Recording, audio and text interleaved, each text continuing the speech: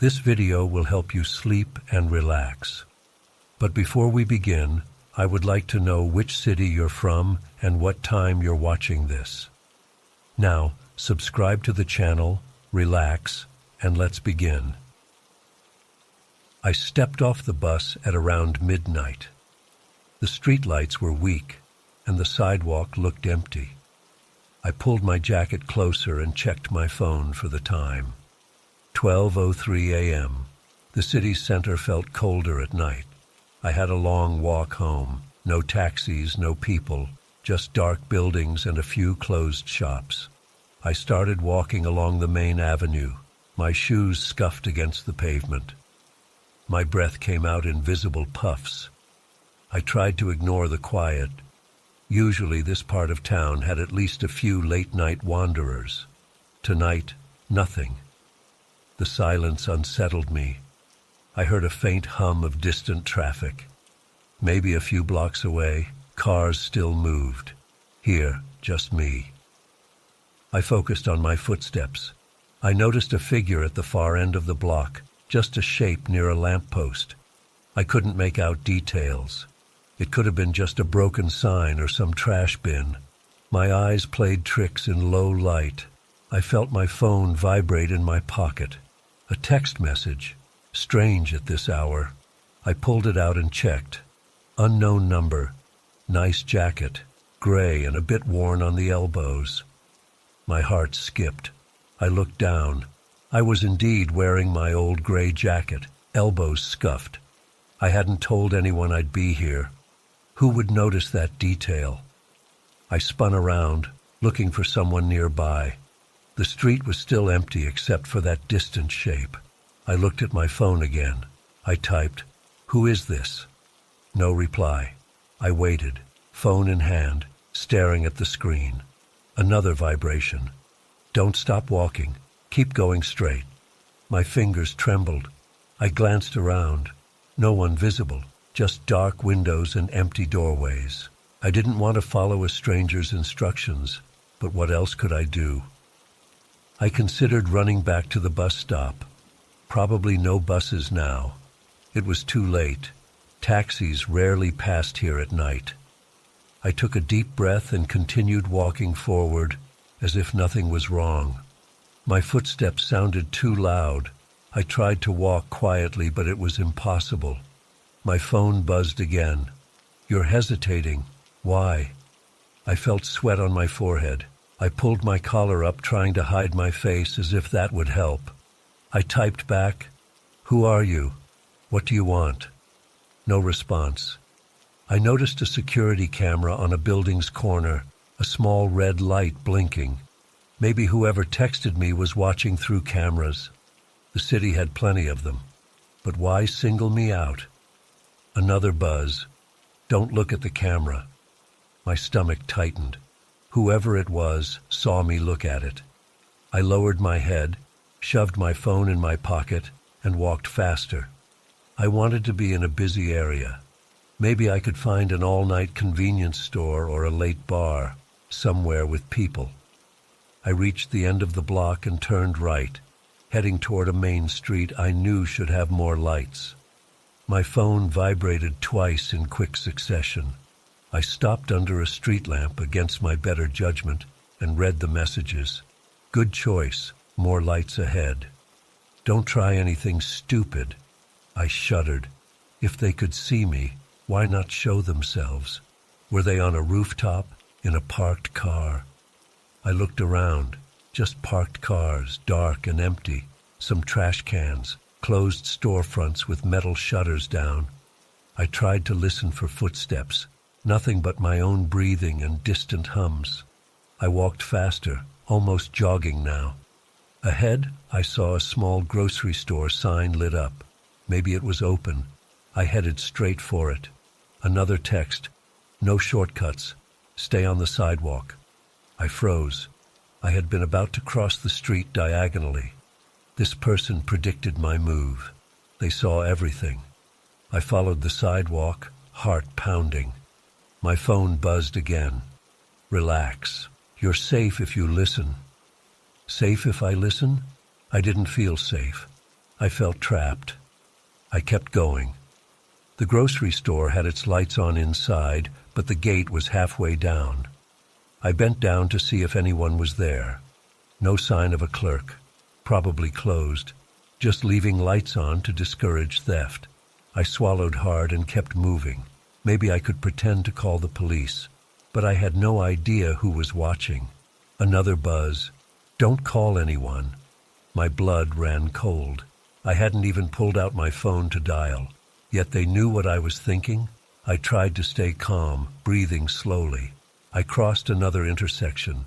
A stray cat darted from behind a dumpster. Its sudden movement made me jump. My phone buzzed. Scared of a cat? Keep your cool. I clenched my teeth. They were mocking me. I turned another corner, heading toward a busier street I knew was about 3 blocks away. If I reached that, maybe I'd find a late-night cafe or a 24-hour pharmacy. People. Another text. No crowds, please. How did they know my plan? Was my body language giving it away? I slowed down, trying to think of a way to outsmart them. If I ran, would they follow? Maybe they were not close, just observing from afar. I could duck into an alley, lose them. But what if they were waiting in the alley? I reached into my pocket and quietly turned my phone's camera on, raising it near my chest, hoping to catch something behind me. I took a quick photo without looking at the screen, trying not to alert them. Then I lowered the phone and glanced at the picture. Just a grainy image of empty sidewalk behind me. No one there. A new message. Nice try. I almost dropped the phone. They knew I tried to take a photo. I looked up at the windows above. Several floors of dark apartments. Could they be up there with binoculars or a scope? I hurried along, my legs shaking. Another block, then another. My phone buzzed again. Stop at the bench. I saw a bench under a broken streetlight ahead. I didn't want to stop, but what if they were serious about hurting me if I disobeyed? I approached the bench and hesitated, then sat down. The wood was cold and damp. I listened carefully. Maybe they would reveal themselves now. The street was empty. I typed a message. What do you want from me? No reply. Minutes passed. I heard a distant siren, far away. My muscles tensed. Another text. Turn your head left. I turned my head left slowly. I saw a narrow alley, a door with chipped paint, and a flickering neon sign above it reading bar. The door looked closed. Another text. Go there. I swallowed and stood up. My knees felt weak. I walked toward the door. Up close it looked old and worn. The sign above flickered. I tried the handle. Locked. I typed, "It's locked." Instantly a reply, "Knock." I knocked softly. No answer. I knocked again, louder this time. My heart hammered. After a few seconds, the door creaked open a crack. A man's face appeared, half lit by some dim bulb inside. He looked tired, maybe in his 40s, unshaven, wearing a dirty sweater. "What do you want?" he asked in a low voice. I didn't know what to say. My phone buzzed. "Ask for a glass of water." I stammered, Can I get a glass of water, please?" The man studied me for a moment, then sighed and opened the door wider. Inside was a cramped space, a few stools, a dusty counter, a small fridge humming in the corner. No other customers. He grabbed a dirty glass and filled it from a tap. He handed it to me. The water smelled metallic. I pretended to sip, just to obey my invisible watcher. The man frowned. "You lost or something?" he asked. I looked at him, unsure if I should answer. My phone buzzed in my pocket. I ignored it for a moment. "Yeah, kind of," I said quietly. "Not much here at this hour," the man said, leaning on the counter. I pulled out my phone under the counter's edge, glanced at the message. "Don't trust him." I stiffened. I looked at the man's eyes. He seemed harmless, just annoyed at a stranger. But my tormentor said not to trust him. Why? I cleared my throat. Thanks for the water, I said, placing the glass down. I headed back to the door. He shrugged and let me leave. Outside, I stood under the neon sign, feeling more confused. Another text. Good. Now turn right and walk. I walked. My head spun. Why was I following these instructions? Fear. I didn't know who was watching.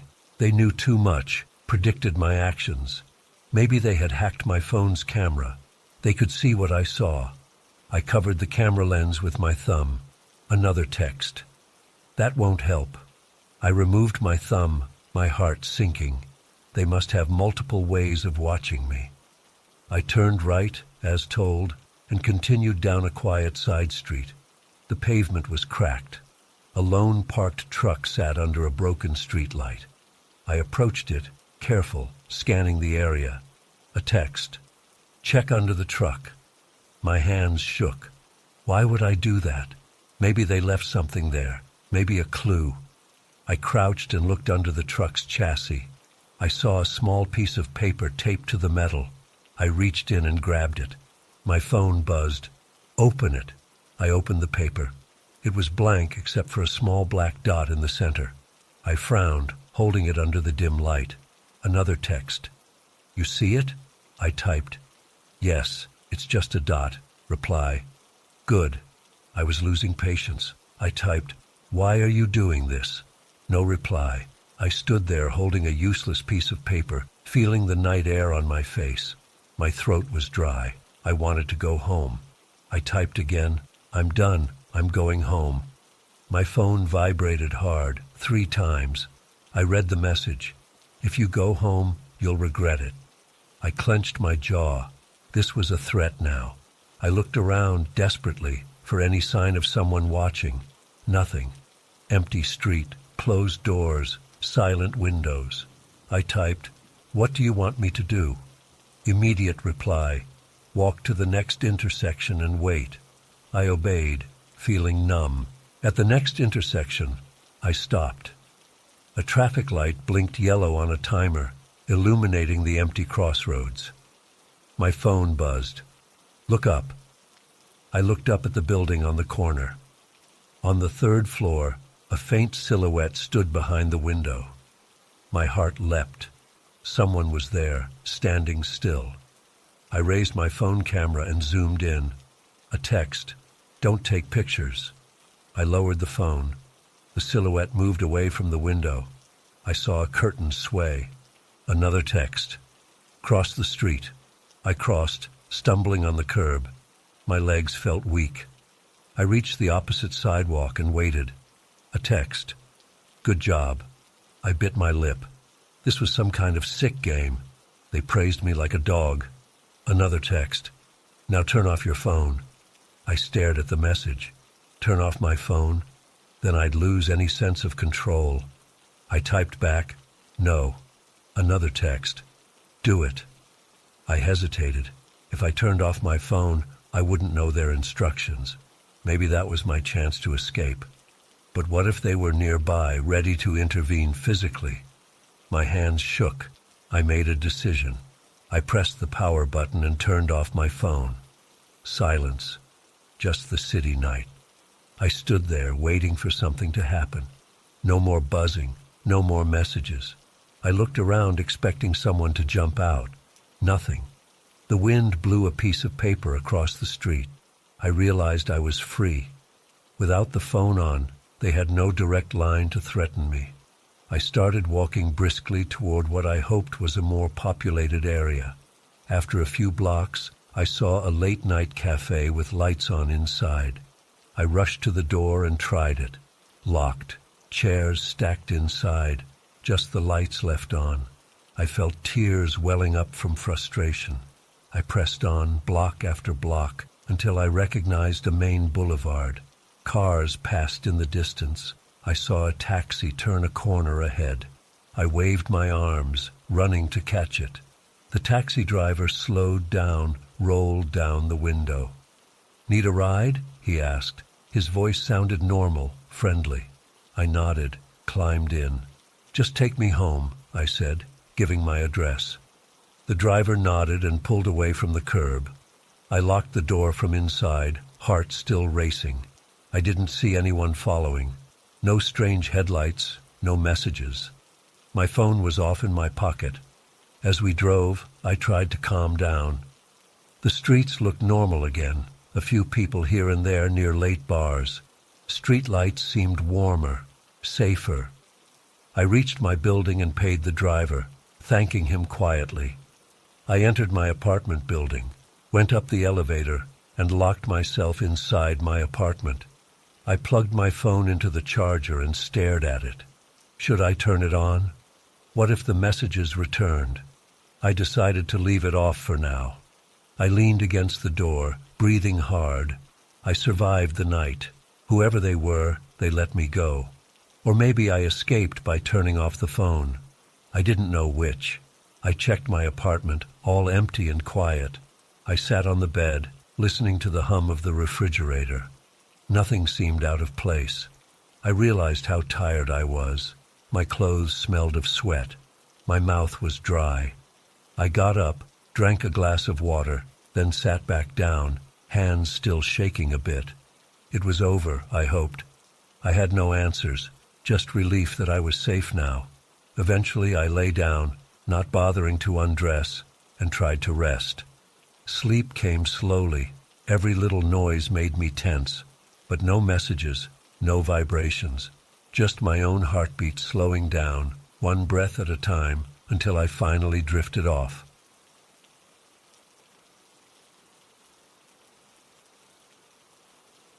I moved into the old apartment building on a Monday afternoon.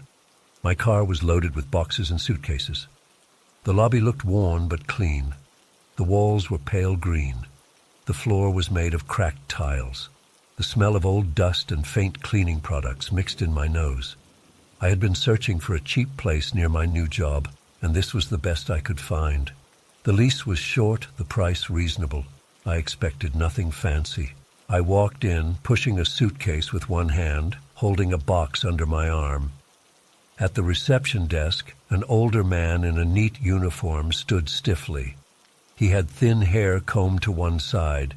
He wore a navy blue jacket with brass buttons. He watched me enter with sharp eyes. He didn't smile. "Are you the new tenant?" he asked in a low voice. It had a rasp to it, like he had smoked for decades. I nodded and introduced myself, giving my name, trying to sound friendly. He nodded slowly, as if considering my answer. Then he took out a large binder from under the desk and flipped through it. He found my name in the register and tapped it with a pen. "Apartment 6B, he said, looking at me. "You work at that office downtown, right? Long hours. Not home much." I froze. I hadn't told him where I worked. I barely started the job last week. Who told him? I decided not to make a scene. Maybe the landlord told him, or he looked at my application papers. I just nodded again. He gave me a single key. It looked old and worn. "Be careful," he said, lowering his voice. "Lock your door at night." That sounded normal, but the way he said it sent a small chill through me. I ignored it, muttered thanks, and went to the elevator with my luggage. The elevator was slow and rattled slightly as it climbed. On the 6th floor, the hallway smelled like old carpet and something fried. I found my door, opened it. Inside was a small living room with a couch left behind by the previous tenant, a tiny kitchen, a bathroom, and a single bedroom. Simple and empty, but okay. I spent the next few hours unpacking, placing clothes in drawers, plates in cabinets. That evening, I stepped out to buy some groceries. In the lobby, I noticed the doorman again, standing behind the desk, watching me. His eyes followed me all the way to the front door. I tried to act normal. Outside, the street was quiet. A small grocery store was a block away. I returned half an hour later with a few bags. The doorman nodded at me and said, Those brand of cereal won't help your stomach trouble. I stopped, startled. I did have some stomach issues recently. I preferred plain cereals and bland foods, but I hadn't told anyone in this building about it. Maybe he noticed what I bought and guessed. Still, it felt intrusive. I forced a smile and said nothing. I hurried to the elevator. As the doors closed, I saw him still watching me, expression blank. Over the next few days, I settled into a routine. I woke early, showered, dressed, and left for work by 7 a.m. The doorman was always there when I left, even though I never saw a shift change. He commented on small details each day. One morning, "Late night again?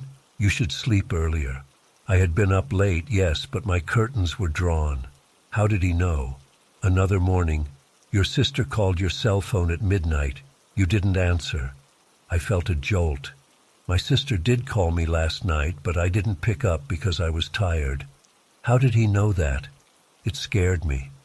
I tried to reason it out. Maybe he could hear things through the desk phone line if I used it, but I never did. Or maybe he had access to building security cameras and somehow tapped my phone. That sounded insane. I had to ignore it. I didn't want trouble. I needed a place to live. At night, returning home, he would say things like, "Your boss didn't like your report, did he?" when I had just gotten criticized at work that day. Or, "You should consider calling your mother back. She worries," even though I had not mentioned my mother to anyone here. I started to feel uneasy whenever I entered or left. I considered using the back entrance, but there wasn't one, just a fire escape. I tried to talk to other tenants. I knocked on a neighbor's door, 6A. A young woman answered. I asked if she had any issues with the doorman. She smiled politely and said the doorman was fine, just quiet. She didn't seem to understand what I meant. I tried to hint about strange comments or him knowing personal details. She looked confused. "He's never said more than good morning to me," she replied. I apologized and left. I tried another neighbor, 5C, an older man. He just shrugged and said, "The doorman?" Didn't notice anything odd. He seemed annoyed that I bothered him. No one else seemed to experience what I was dealing with. I got more paranoid. I tested things. One evening, I wrote down a note to myself on a piece of paper. "Call Mom tomorrow at 10 a.m. I locked it in my bedside drawer. The next morning on my way out, the doorman said, "Your mother would be glad to hear from you. Don't delay." My stomach flipped. Now I was sure he was getting into my apartment somehow. That day at work, I changed my phone password. I turned off location services. I tried to think of ways he could be spying. Cameras in my room, bugs in the wall. I returned home that evening determined to check my apartment thoroughly. When I entered the lobby, he was there as always, smiling faintly. "Looking for something tonight?" he asked. My heart pounded. I ignored him and headed to the elevator. In my apartment, I searched every corner. Under the bed, inside the closet, in the bathroom cabinet. I looked at the light fixtures, the smoke detector. Nothing suspicious. No cameras, no microphones that I could see. The windows were locked from inside. The door had only one key, which I carried with me all day. Could he have a master key? I decided to set a trap. I placed a hair from my head across the doorframe inside my apartment. If someone entered while I was gone, they would break it. I also took a photo of the exact position of items on my dresser. The next day, I went to work as usual. When I came back, the hair was broken, and a pen on my dresser was slightly moved. He had been in here. I stormed downstairs to confront him, but when I reached the lobby, he wasn't behind the desk. The chair was empty. First time I'd seen it empty. I waited a few minutes pacing. Nothing. I left the building, walked around the block, and returned. Still no sign of him. I checked the nameplate on the desk. It just said, "Manager on duty," and a blank space. No photo ID, no schedule. I asked a passing tenant, "Where's the doorman?" They looked confused. "What doorman?" they asked. I felt a chill. "The man who stands here every day?" The tenant just shrugged. "I've lived here 2 years. We don't have a doorman. We have a building manager who comes once a week, but not a full-time doorman." I stared at them. They looked at me like I was crazy and walked away. No doorman? That made no sense. I saw him every day. Talked to him. He gave me my key. I touched my pocket. The key was still there. I ran back upstairs, feeling dizzy. In my apartment, I locked the door and sat on the couch. I tried to calm down. Had I imagined him? Impossible. He knew things about me. He interacted with me. I decided to call the landlord. The phone number was on my lease. I dialed, waited. The landlord answered, sounded sleepy. I asked about the doorman. He laughed softly, said the building doesn't employ a doorman, never did. Tenants just have keys. I insisted I spoke to a man in a uniform at the desk. The landlord got annoyed, said maybe I was mistaken or pranked by someone. He hung up. I felt trapped. If no one else saw him, and he had keys to my place, who was he? How did he get in and out without anyone noticing? For the next few days, the lobby was empty whenever I passed through. I relaxed slightly, thinking maybe he left for good. But on the 4th night, I came home late. The lobby lights were dim. There he stood, behind the desk, smiling like nothing happened. I froze in my tracks. "You look tired," he said softly. "I told you to sleep earlier." My heart thundered. I approached slowly, anger overcoming fear. "Who are you?" I demanded. He tilted his head. "You live here. I'm here to help, to watch over you." His voice was calm. "Nobody else sees you," I said, voice shaking. "You broke into my apartment. You know things you shouldn't." He shrugged. "I know everything you do, everything you think. This building is special. You belong here now." I backed away. I ran to the elevator, slammed the button. He didn't move, just watched me. In my apartment, I locked and chained the door. I sat on the couch, sweating. My phone had no missed calls or messages. I tried calling a friend to stay over. No answer. It was too late at night. I couldn't sleep. I heard faint creaks in the hallway. I put a chair against my door. I waited with my heart pounding. Around 3 a.m., I heard footsteps outside my apartment door, soft tapping on the wood. I held my breath. After a few minutes, it stopped. In the morning, I decided I would leave this place. I packed my suitcase, stuffed clothes in a bag.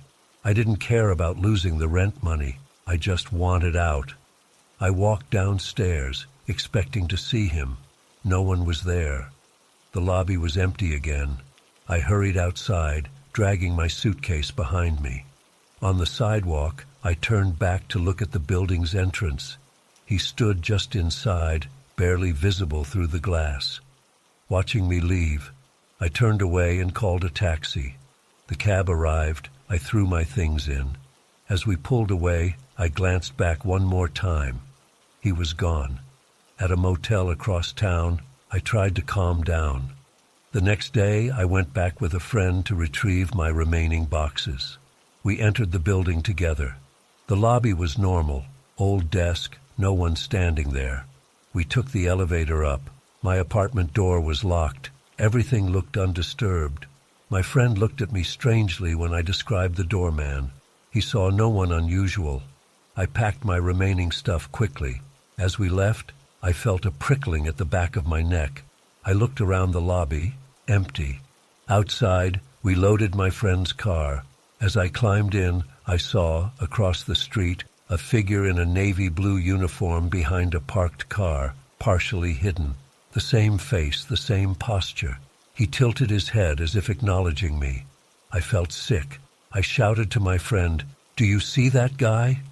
My friend turned and saw nothing. When I looked back, he was gone. We drove away. I never returned. I broke the lease by not giving notice, lost my deposit. I didn't care. I moved in temporarily with my friend. I changed my phone number. I never told my family or co-workers the full story, just said I didn't like the apartment. But at night, I sometimes woke up convinced I heard that raspy voice telling me things no one should know. I considered hiring a private investigator or reporting it to the police, but what would I say? A mysterious doorman only I could see. Who knew private facts about my life? They'd think I was unstable. I doubted they'd find anything. Months passed. I found another place to live, a better neighborhood. A doorman building, but a real, documented doorman, friendly and known by all tenants. Sometimes when I enter my new building's lobby, I hesitate, remembering that old man's piercing gaze. My new doorman is polite, talks about the weather, nothing else. I'm grateful for that. I never solved the mystery. I never explained how he accessed my apartment or knew my thoughts, but I escaped. That's all that matters. Now I keep my life simple, tell no one my secrets, and I always check behind me when I enter or leave a building just in case.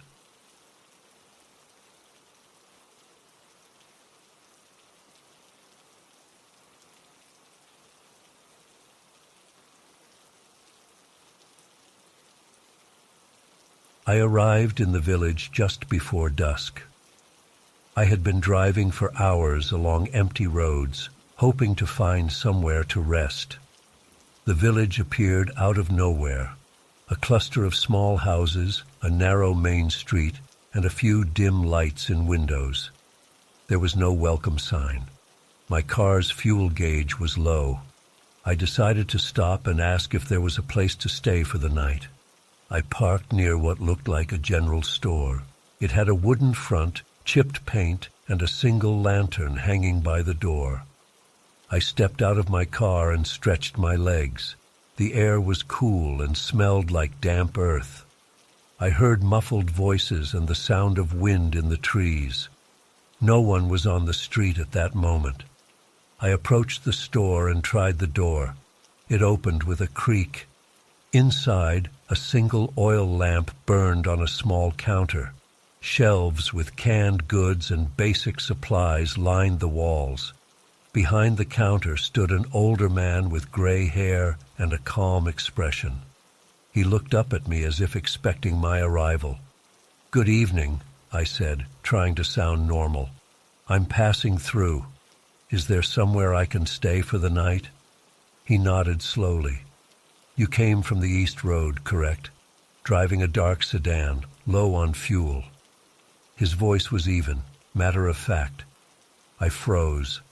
I hadn't mentioned my car's condition. I hadn't said which direction I came from. "Yes, that's right," I answered, surprised. "How did you know?" He shrugged. "We pay attention to travelers. We don't get many." He stepped from behind the counter and gestured for me to follow him outside. On the street, a few people had appeared. They stood quietly watching me.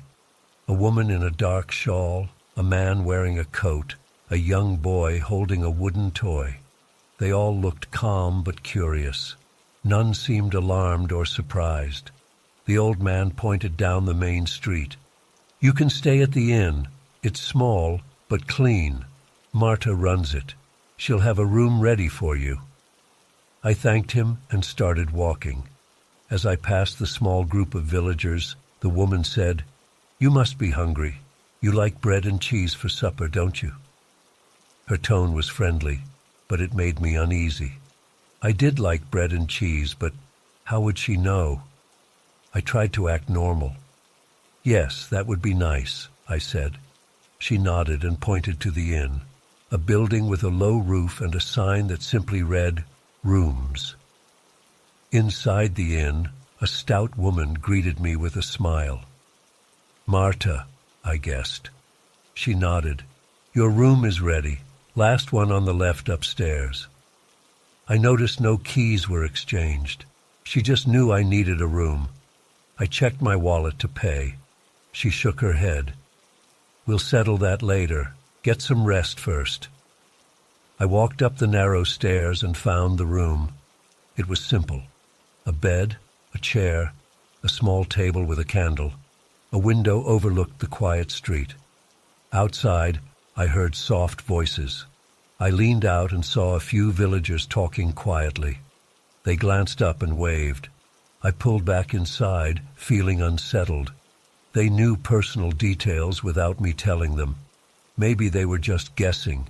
Maybe it was a small place and rumors spread fast. I tried to shake off the feeling and decided to rest. It had been a long drive. A knock on the door startled me. I opened it. Marta handed me a plate with bread, cheese, and some fruit. Eat this, she said, smiling. You must be tired. We know you left home in a hurry. You didn't pack much food. My heart skipped a beat. I had indeed left home suddenly, barely packing snacks. I didn't respond. I just nodded and closed the door. I ate the food, which tasted fresh. I tried to relax. Maybe I'd just sleep and leave early in the morning. That was my plan. I needed to get back on the road and reach my destination. No need to linger in this strange place. I slept uneasily. In the night, I woke up to the sound of footsteps in the hallway, soft and measured. I heard faint whispers. I couldn't make out words. I stayed still, pretending to be asleep. After a while, the footsteps faded. In the morning, I got dressed quickly and went downstairs. Marta was there, preparing a pot of coffee. She handed me a cup as I approached. You like it strong, she said. I nodded, sipping the hot liquid. It was exactly how I liked it. No sugar, no cream. She smiled as if pleased with herself. I stepped outside. The main street was quiet again. The sky was overcast. I decided to leave right away. I got in my car and turned the key. The engine started, no problem. I turned onto the road leading out of the village. I followed the same route I thought I came in on, heading west now, hoping to find a main highway. After driving for about 20 minutes on a narrow, winding road, I noticed I was approaching the same cluster of houses. Somehow, I'd circled back. I couldn't understand it. I tried again, taking a different turn at the edge of the village. The road curved through trees and fields, but after some time, I ended up at the village entrance again. My heart pounded. I got out of the car and looked around. No obvious landmarks, no signposts. I walked up to a man sitting on a bench near a shed. "Excuse me, I'm trying to leave. Is there another road out of here?" He looked at me kindly. "There are many roads, but they all lead back, don't they?" He smiled as if this was normal. I backed away. I tried another path on foot, hoping to at least see something different. After a half hour of walking along a dirt path, I reached the village's outskirts again, from a different angle. I saw the rooftops, the same small streets. I cursed under my breath. As I returned to the center, more villagers appeared. They seemed calm, greeting me by name now, though I never told them it. They asked if I slept well, if I liked the coffee, if I planned to call my family soon. They knew too much. I felt sweat on my back. I confronted the old man from the store. "What is this place?" I demanded. He just tilted his head. "A village where we know who you are, what you need, and what you think." I felt a wave of fear. "I want to leave," I insisted. He nodded. "You can try. We won't stop you, but you'll return, as you've seen." I ran back to my car and tried driving in a random direction, ignoring any sense of direction. I took sharp turns, drove over a small wooden bridge, and followed a dirt track until I reached a dead end in a field. When I turned around, the village was right there behind me. It made no sense. The layout was impossible. Frustrated, I parked and got out. The villagers gathered nearby, watching silently. I shouted at them, "What do you want from me?" They exchanged glances. One woman said, "We want nothing. We just know you. You belong here now." "I don't belong here," I hissed. "I'm a traveler. I have places to go." They looked at me with sympathy. The old man appeared again. He said, "You tried to leave your old life behind. That's why you came this way. You didn't realize it, but now you are here. We know who you are, and we know you won't leave." I felt panic rising. They knew things about my life. Perhaps they knew I was fleeing something. Maybe I had secrets I wanted to escape. I looked at their faces. Calm, understanding, no malice, just certainty. I decided to try a different tactic. I would wait until night and slip away quietly. That evening I pretended to settle in. I accepted dinner from Marta at the inn. I nodded politely at everyone. I tried not to show my fear.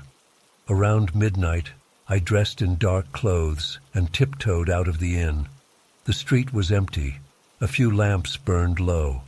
I moved silently between houses and found a narrow path leading into the woods. I followed it carefully, avoiding branches and keeping quiet. After about 10 minutes, I spotted a figure ahead. It was the young boy I saw earlier. He stood in the middle of the path, looking straight at me. I stopped. He said nothing. I backed away and turned left, off the path, into the trees. I moved through bushes, stepping on leaves. I tried to keep going straight, aiming to reach a road. After another few minutes, I burst out of the bushes onto a small clearing. The clearing opened onto the village street again. 2 villagers stood there, holding lanterns. They nodded at me, not surprised. I sank to my knees, breathing hard. It was no use. Every direction led back to the village. Every escape attempt was watched. They didn't threaten me. They didn't harm me. They just prevented me from leaving, without force, just by existing everywhere I tried to go. The villagers helped me up, patted my shoulder as if comforting me. The old man appeared once more. "It's easier if you accept it," he said quietly. My throat felt tight. I wanted to scream, but I saw no point. They wouldn't react with violence. They would just stand there, knowing everything. Over the next days, I tried to understand their routine. They worked in fields, baked bread, fixed roofs, all normal activities. But they had no visitors, no outside goods that I could tell. They seemed self-sufficient. They asked me casual questions. "How do you feel today? Did you sleep well? Are you still thinking of leaving?" When I answered, they nodded, as if recording my responses in their minds. I searched for any sign of a telephone, a radio, or a way to contact the outside world. I found none. They had basic tools, oil lamps, and simple items. No cars except mine, which now seemed useless. The gasoline wouldn't get me anywhere if all roads led back here. Eventually, I asked them directly, "Where are we?" The old man said, "In a place meant for those who try to run from their past. We know your secrets, and we know you came here to hide, but now you cannot hide from us." I didn't recall telling them I had secrets, but maybe that was obvious to them. Maybe they knew everything without being told. I stopped trying to escape. Every attempt ended in the same result. I would return to the village, exhausted and confused. They never mocked me, never punished me. They just waited for me to realize I had nowhere else to go. At night, I lay on the bed in the inn's room, staring at the ceiling. I wondered if anyone out there was looking for me, if I had left something unfinished. The villagers seemed to know everything about me, yet they never used it against me.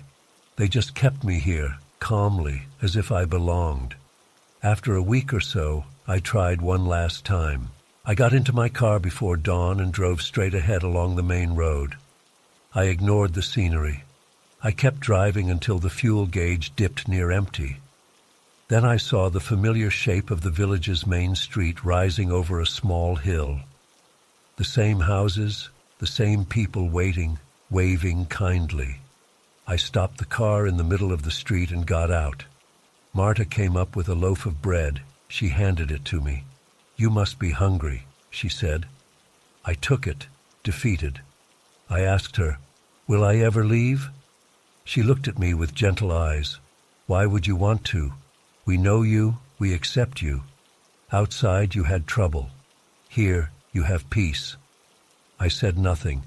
The villagers gathered around, offering small kindnesses, fresh water, a chair to sit on, a new shirt.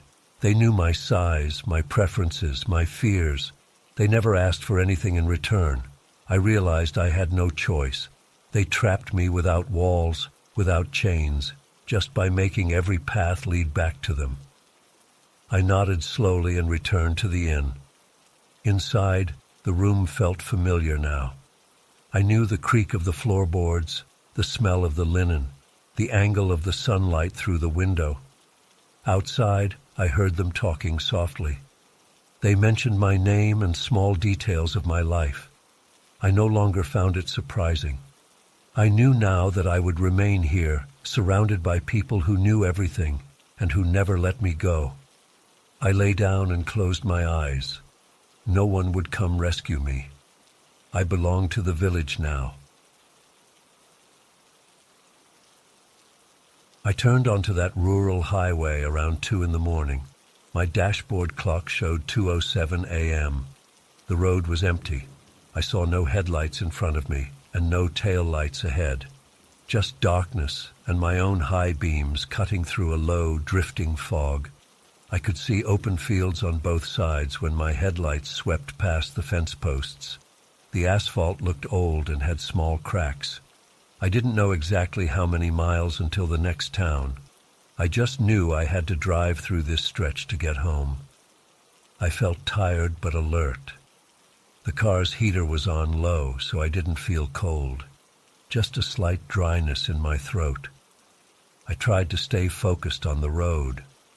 I tapped my fingers on the steering wheel. The radio was off because I had grown bored with static-filled stations. I glanced in the rearview mirror out of habit.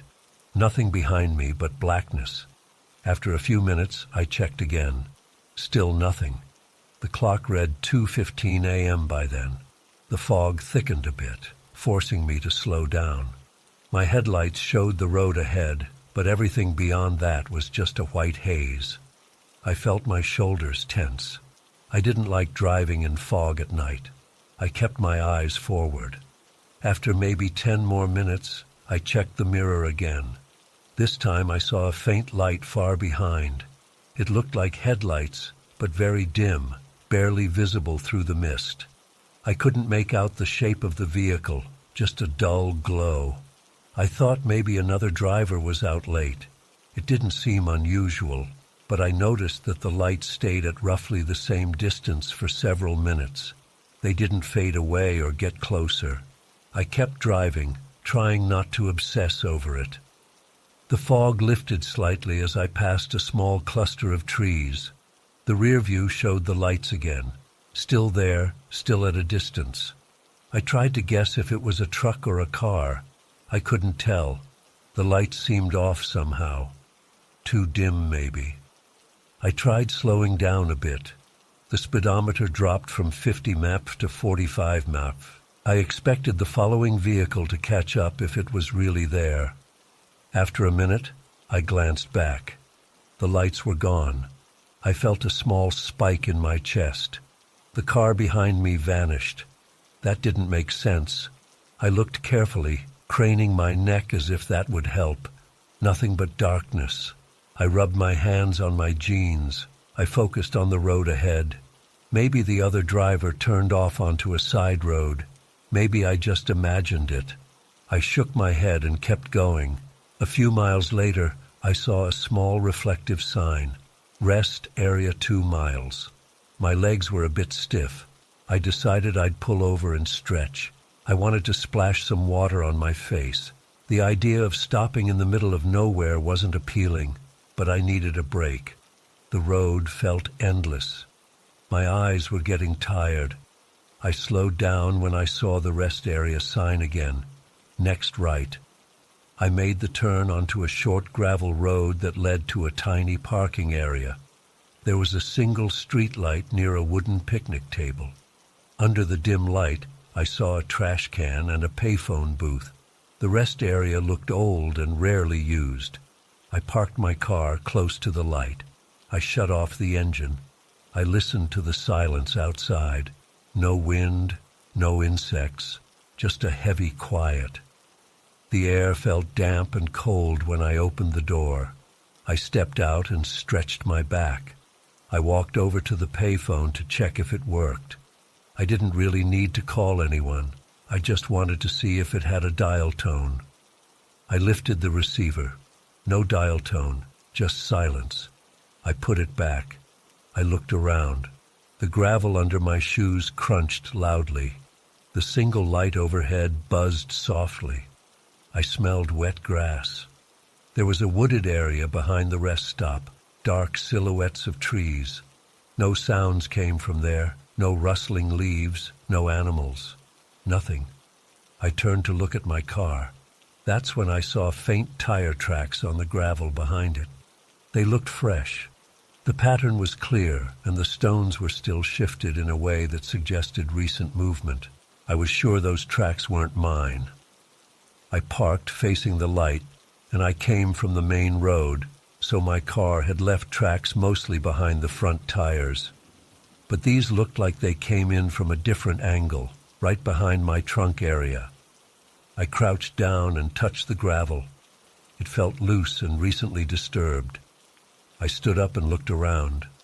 No other car here, no engine sounds, just me and my car. My heart started to pound a bit. I swallowed hard. I tried to stay calm. Maybe another car had parked here earlier and left, but I didn't see any other signs of that. The surface looked too fresh. I stepped back towards my car door. I listened carefully. I heard my own breathing. I tried to see if there was anyone hiding behind the payphone booth or near the picnic table. Nothing. No movement. The emptiness made me uneasy. I decided to get back in the car and leave. Standing there felt wrong. My skin felt prickly, like I was being watched, even though I saw no one. I got into the driver's seat and locked the doors. I turned the key. The engine hesitated for a second, but started. I put on my seatbelt and checked the rearview mirror. Everything behind me was dark. I turned the car around and headed back to the highway. As I approached the main road, my headlights caught something on the side, a small piece of shredded rubber, maybe from a blown tire. It looked out of place, but I ignored it. I turned right, back onto the empty road. The clock read 3:02 a.m. I felt more awake now, but tense. My hands gripped the wheel tightly. I drove on, watching the fog come and go. After a few miles, I glanced at the mirror again. Nothing, just darkness. I exhaled slowly. Maybe I had spooked myself for no reason. The rest area was creepy, sure, but not impossible to explain. Then I thought I saw movement in the darkness behind me. I looked again. Yes, there were faint lights again. They flickered. It looked like a pair of headlights, but they kept dimming, like something passing in front of them. I couldn't see a shape, just pale light that seemed to shift. I tried to speed up a bit. The speedometer climbed to 60 mph. The lights stayed at the same distance. I couldn't see if they were getting closer or not. They just hovered there, faint and unsettling. My mouth felt dry.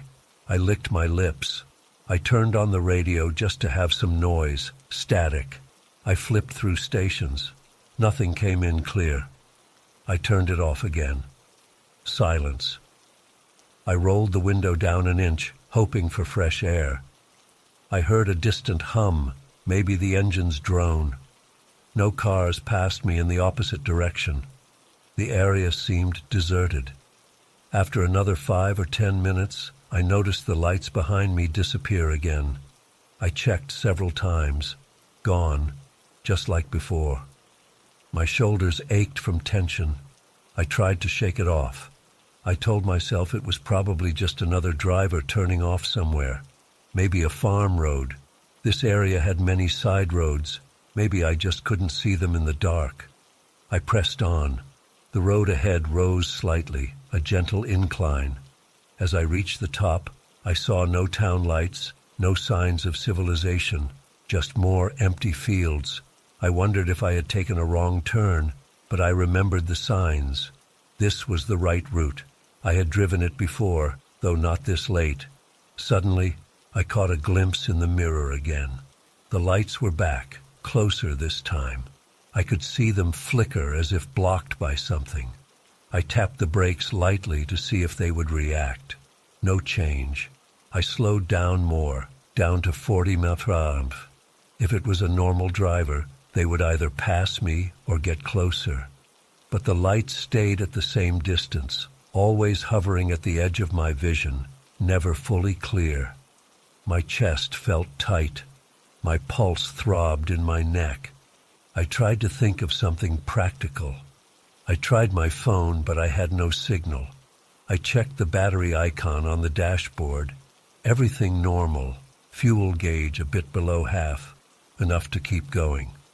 I told myself to calm down and keep driving until I found a gas station or any place with people. The next few miles were the worst. The lights appeared and disappeared several times. Each time they vanished, I felt a heavy pressure in my chest. Each time they reappeared, I felt the hair on my arms stand up. They never came close enough for me to make out a shape. I never heard an engine behind me. It was just those faint shifting lights, like someone following at a careful distance. I saw a sign for another rest area or maybe a diner up ahead. The sign was old and hard to read. It might have said, "Gas 10 miles." I decided to keep going. Stopping again seemed stupid. The last rest area had no one around, and I had found those strange tire tracks. I wanted to reach a place with people, lights, a working phone. I kept driving. The fog settled in again, making my headlights glow in a white cloud. My hands were sweaty on the wheel. I could smell my own nervous sweat, a sour smell. I tried to breathe slowly. I wanted to keep my mind clear. The lights behind me were gone again, or maybe I just couldn't see them through the fog. I didn't know anymore.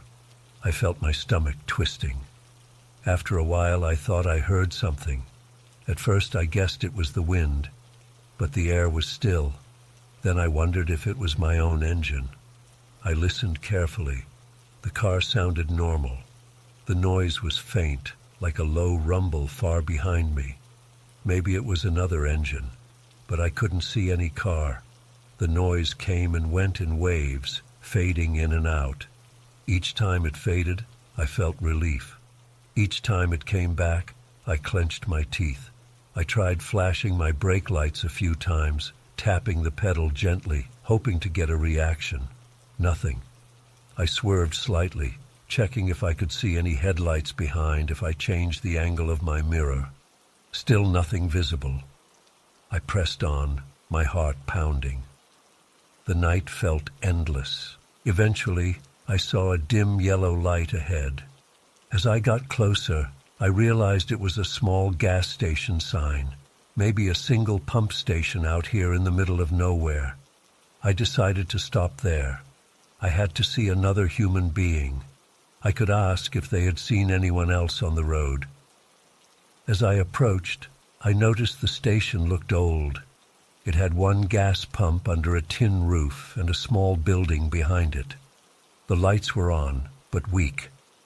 I pulled in and parked under the dim light. I shut off the engine. I saw a figure inside the small building, maybe behind the counter. I got out of the car. The night air hit me again. I listened. No other cars approached, no headlights behind me, just my car and this station. I walked to the door and looked inside. A middle-aged man stood behind the counter, reading a magazine. He looked up at me with a neutral expression. I opened the door. A bell rang above my head. The place smelled like stale coffee and dust. I said hi. The man nodded. He didn't say much, just waited. I asked if he had seen any cars pass by recently. He said no. It had been quiet all night. I asked if anyone else had stopped here, maybe a car with broken headlights or something unusual. He shook his head. I noticed he had a small TV behind the counter, turned off. I wondered if he had a phone. I asked. He pointed to a payphone outside, probably no dial tone. I sighed.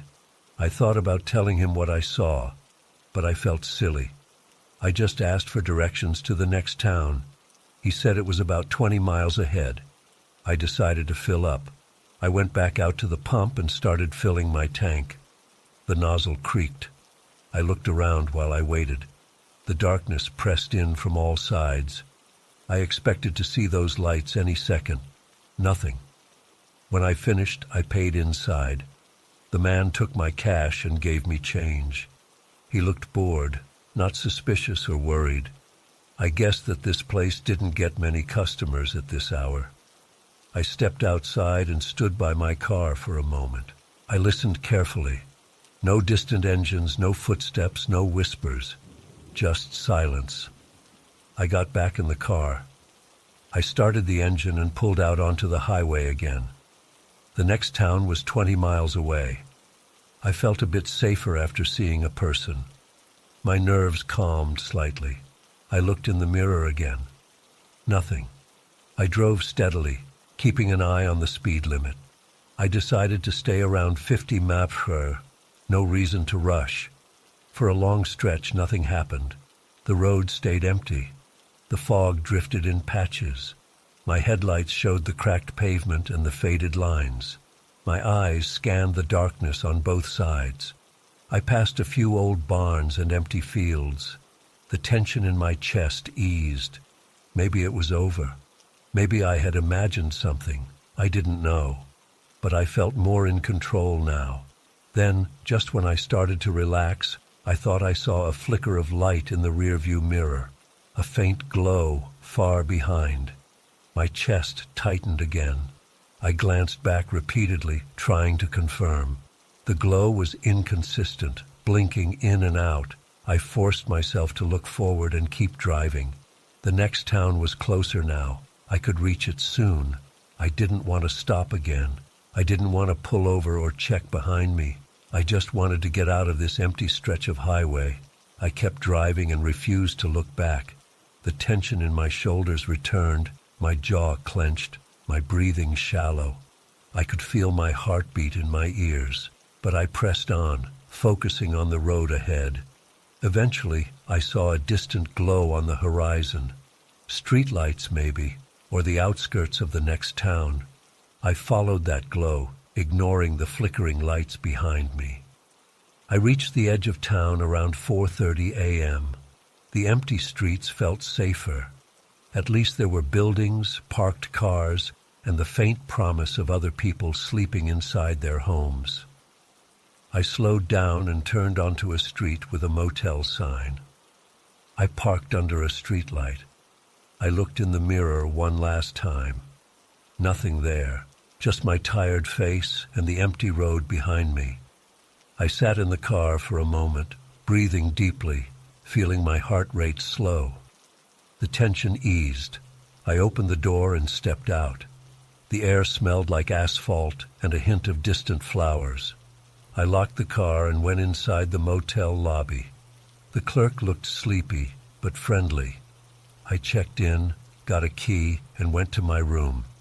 I didn't mention the strange lights. I just wanted to sleep. Inside my room, I closed the curtains and sat on the bed. I took off my shoes and rubbed my eyes.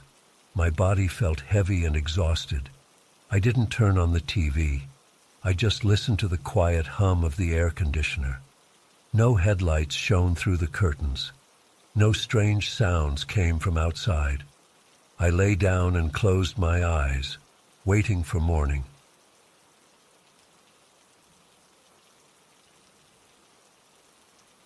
I arrived at the guest house around 4 in the afternoon.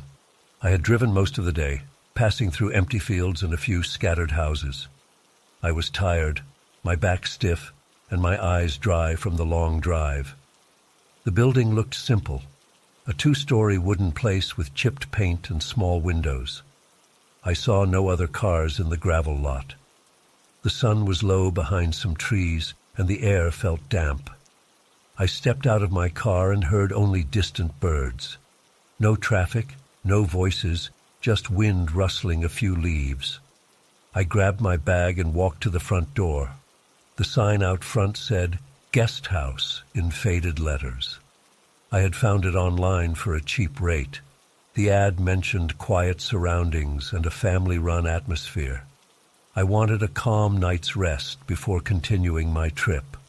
Inside, the front room smelled musty, like old furniture and damp wood. I saw a small reception desk and a bell. I rang it once. A moment later, a man came from the back. He looked about 50, thin, with short gray hair. He wore a sweater and jeans. He asked if I was checking in. I said yes. He spoke quietly, no smile, just a neutral tone. He asked for my name and gave me a small key.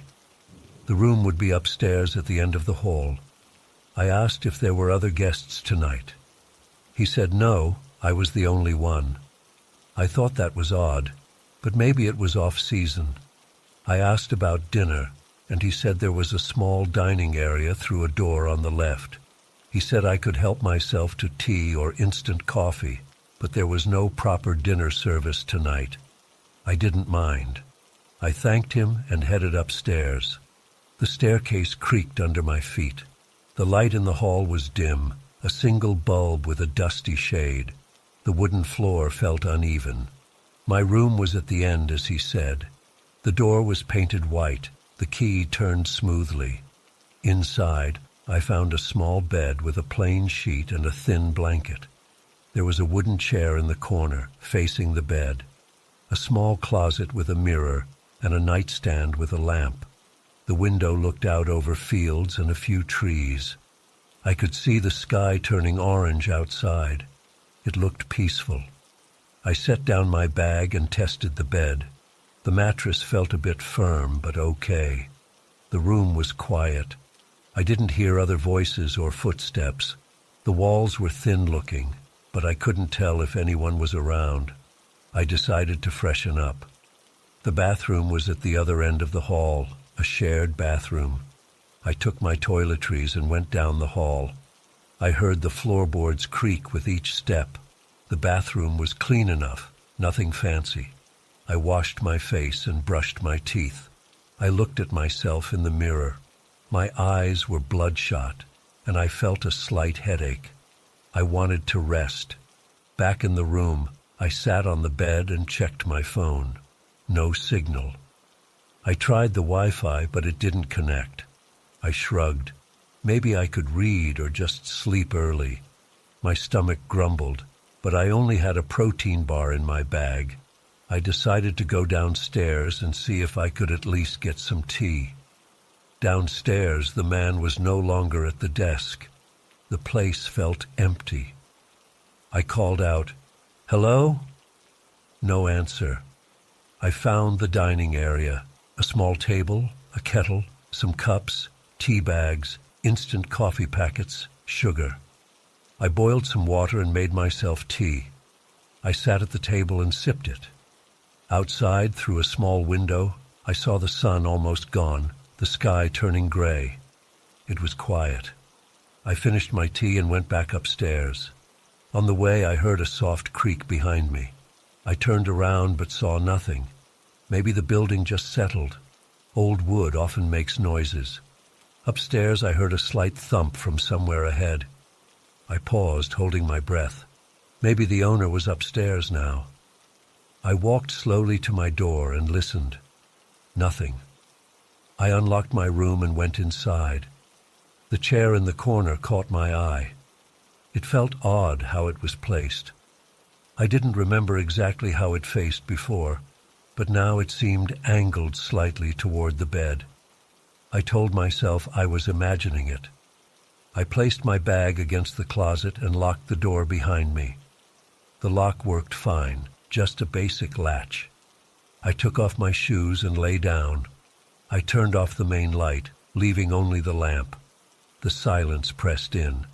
I could hear my own breathing. I tried to relax.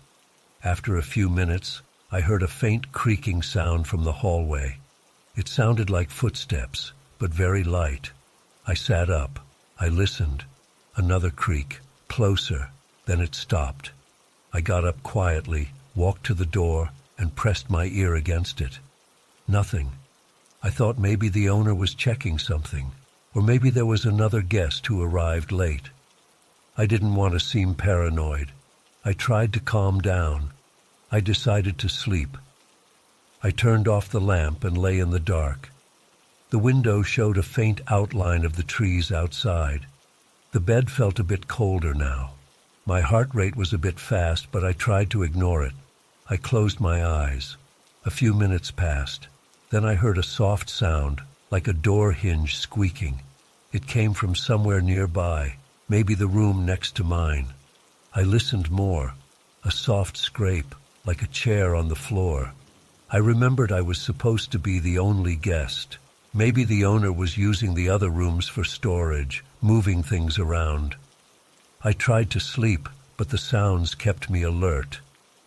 About 20 minutes later, I heard a muffled voice. It sounded like talking, but I couldn't make out words. It was very low and behind a wall. I sat up again and considered checking the hall, but I didn't want to wander around at night. I decided to ignore it and try to rest. Eventually, the sounds stopped, or at least I didn't hear them anymore.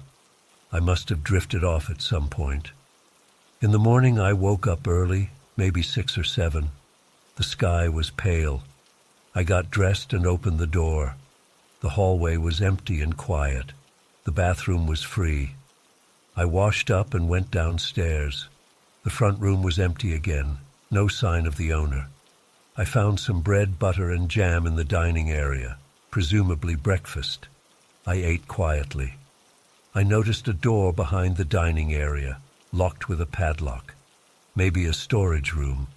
After breakfast, I decided to step outside. The air was cool. The fields were silent. I saw no cars on the distant road. I walked around the guest house.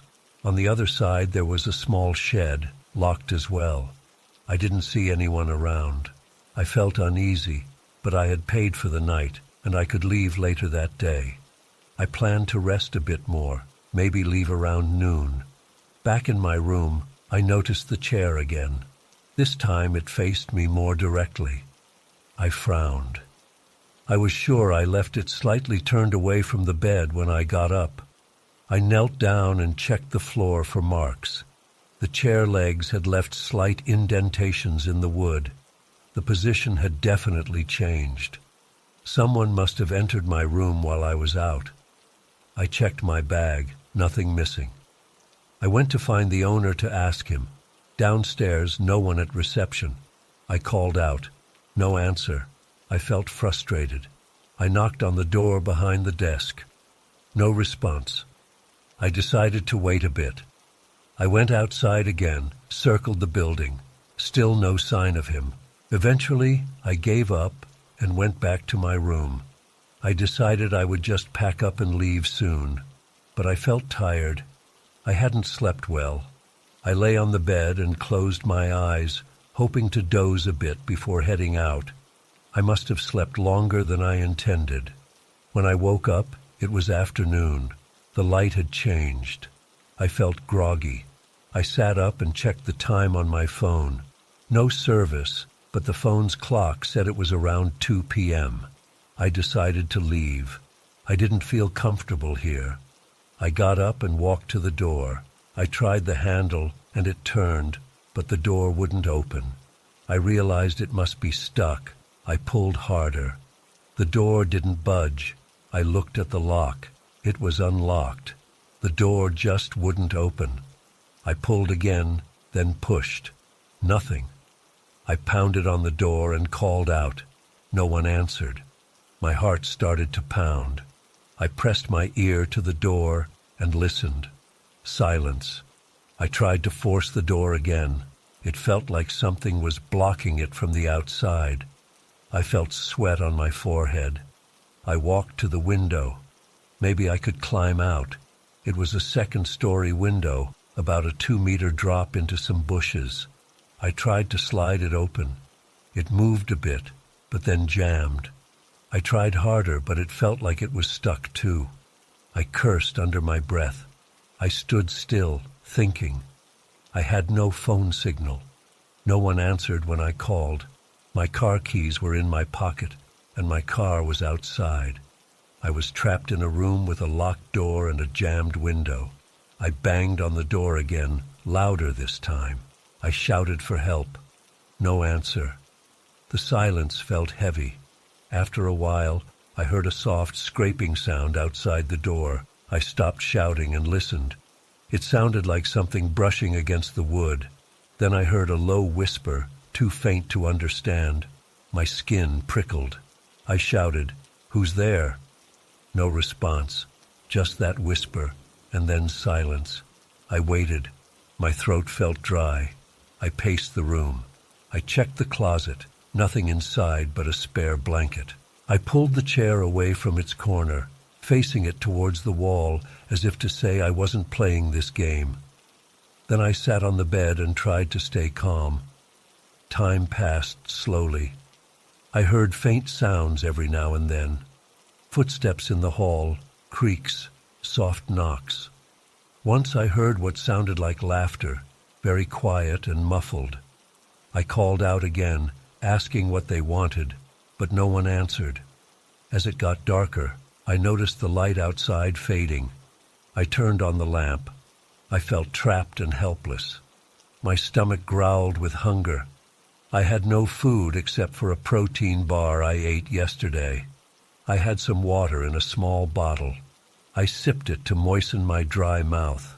I needed to find a way out. I tried the door again, pushing and pulling with all my strength. It didn't move. I tried wedging my fingernails in the frame. No luck. The window was also stuck tight. I looked around the room for something I could use as a tool. I found nothing useful. Just a bed, a chair, a closet, a lamp, and my bag. I tried slamming the chair against the window frame. It made a loud noise, but no one came. The window didn't budge. Night fell, and the room felt colder. I turned off the lamp to see if I could spot any light outside.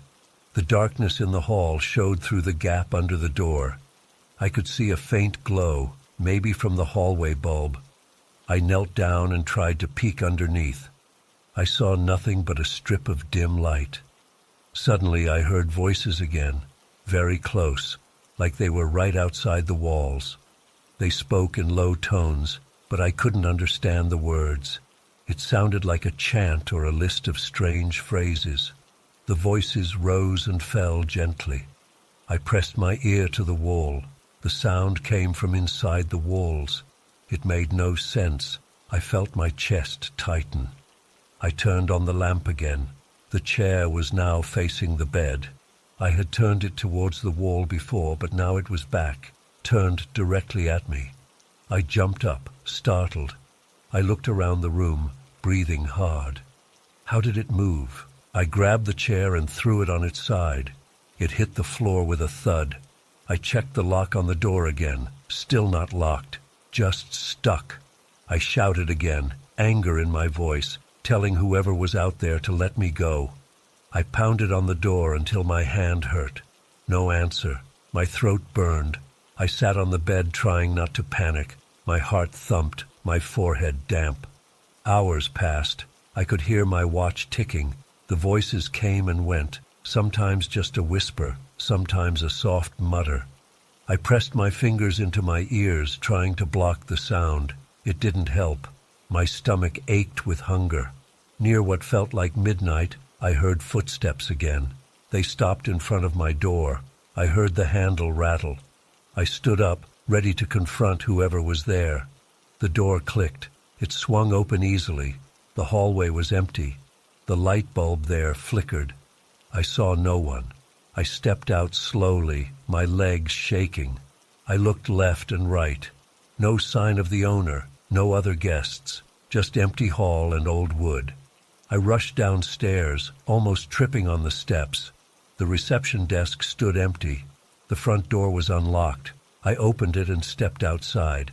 My car waited in the gravel lot. I ran to it, unlocked it, started the engine. I didn't look back. I drove away, headlights on the empty road. I didn't stop until I reached a main highway. I saw no cars behind me. I never went back to that place. I never found out who was behind those walls or why the chair moved. I just left and never booked another room there again.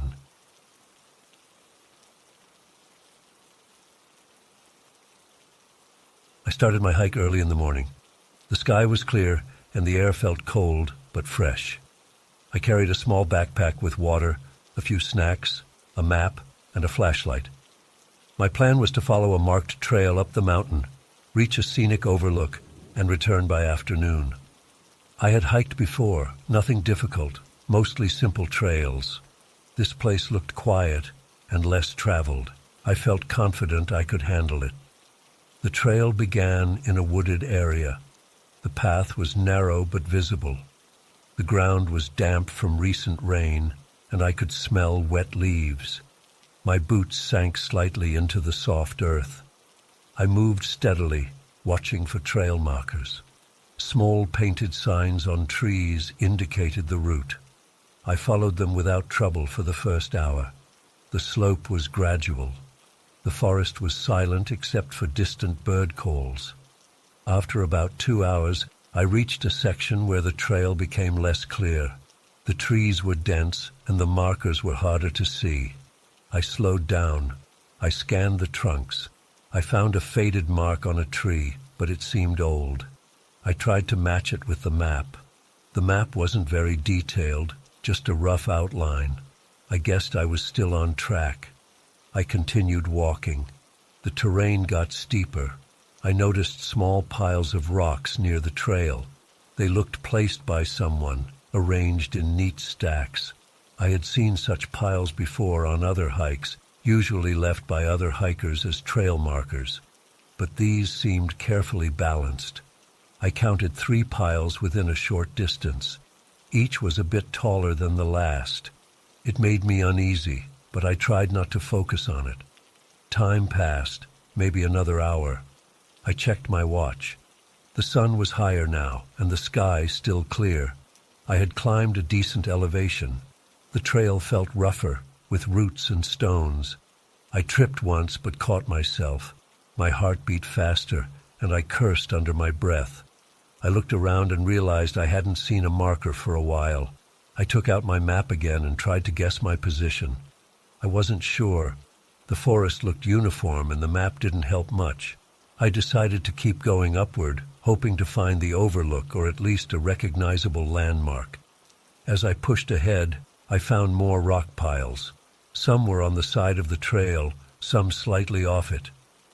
Each time I saw one, my chest tightened. They looked fresh, like someone had placed them recently. The stones were smooth and arranged in patterns. I couldn't understand why anyone would do that out here. I tried to ignore them. After a while, I realized I was completely unsure of my direction. I had lost sight of any kind of official marker.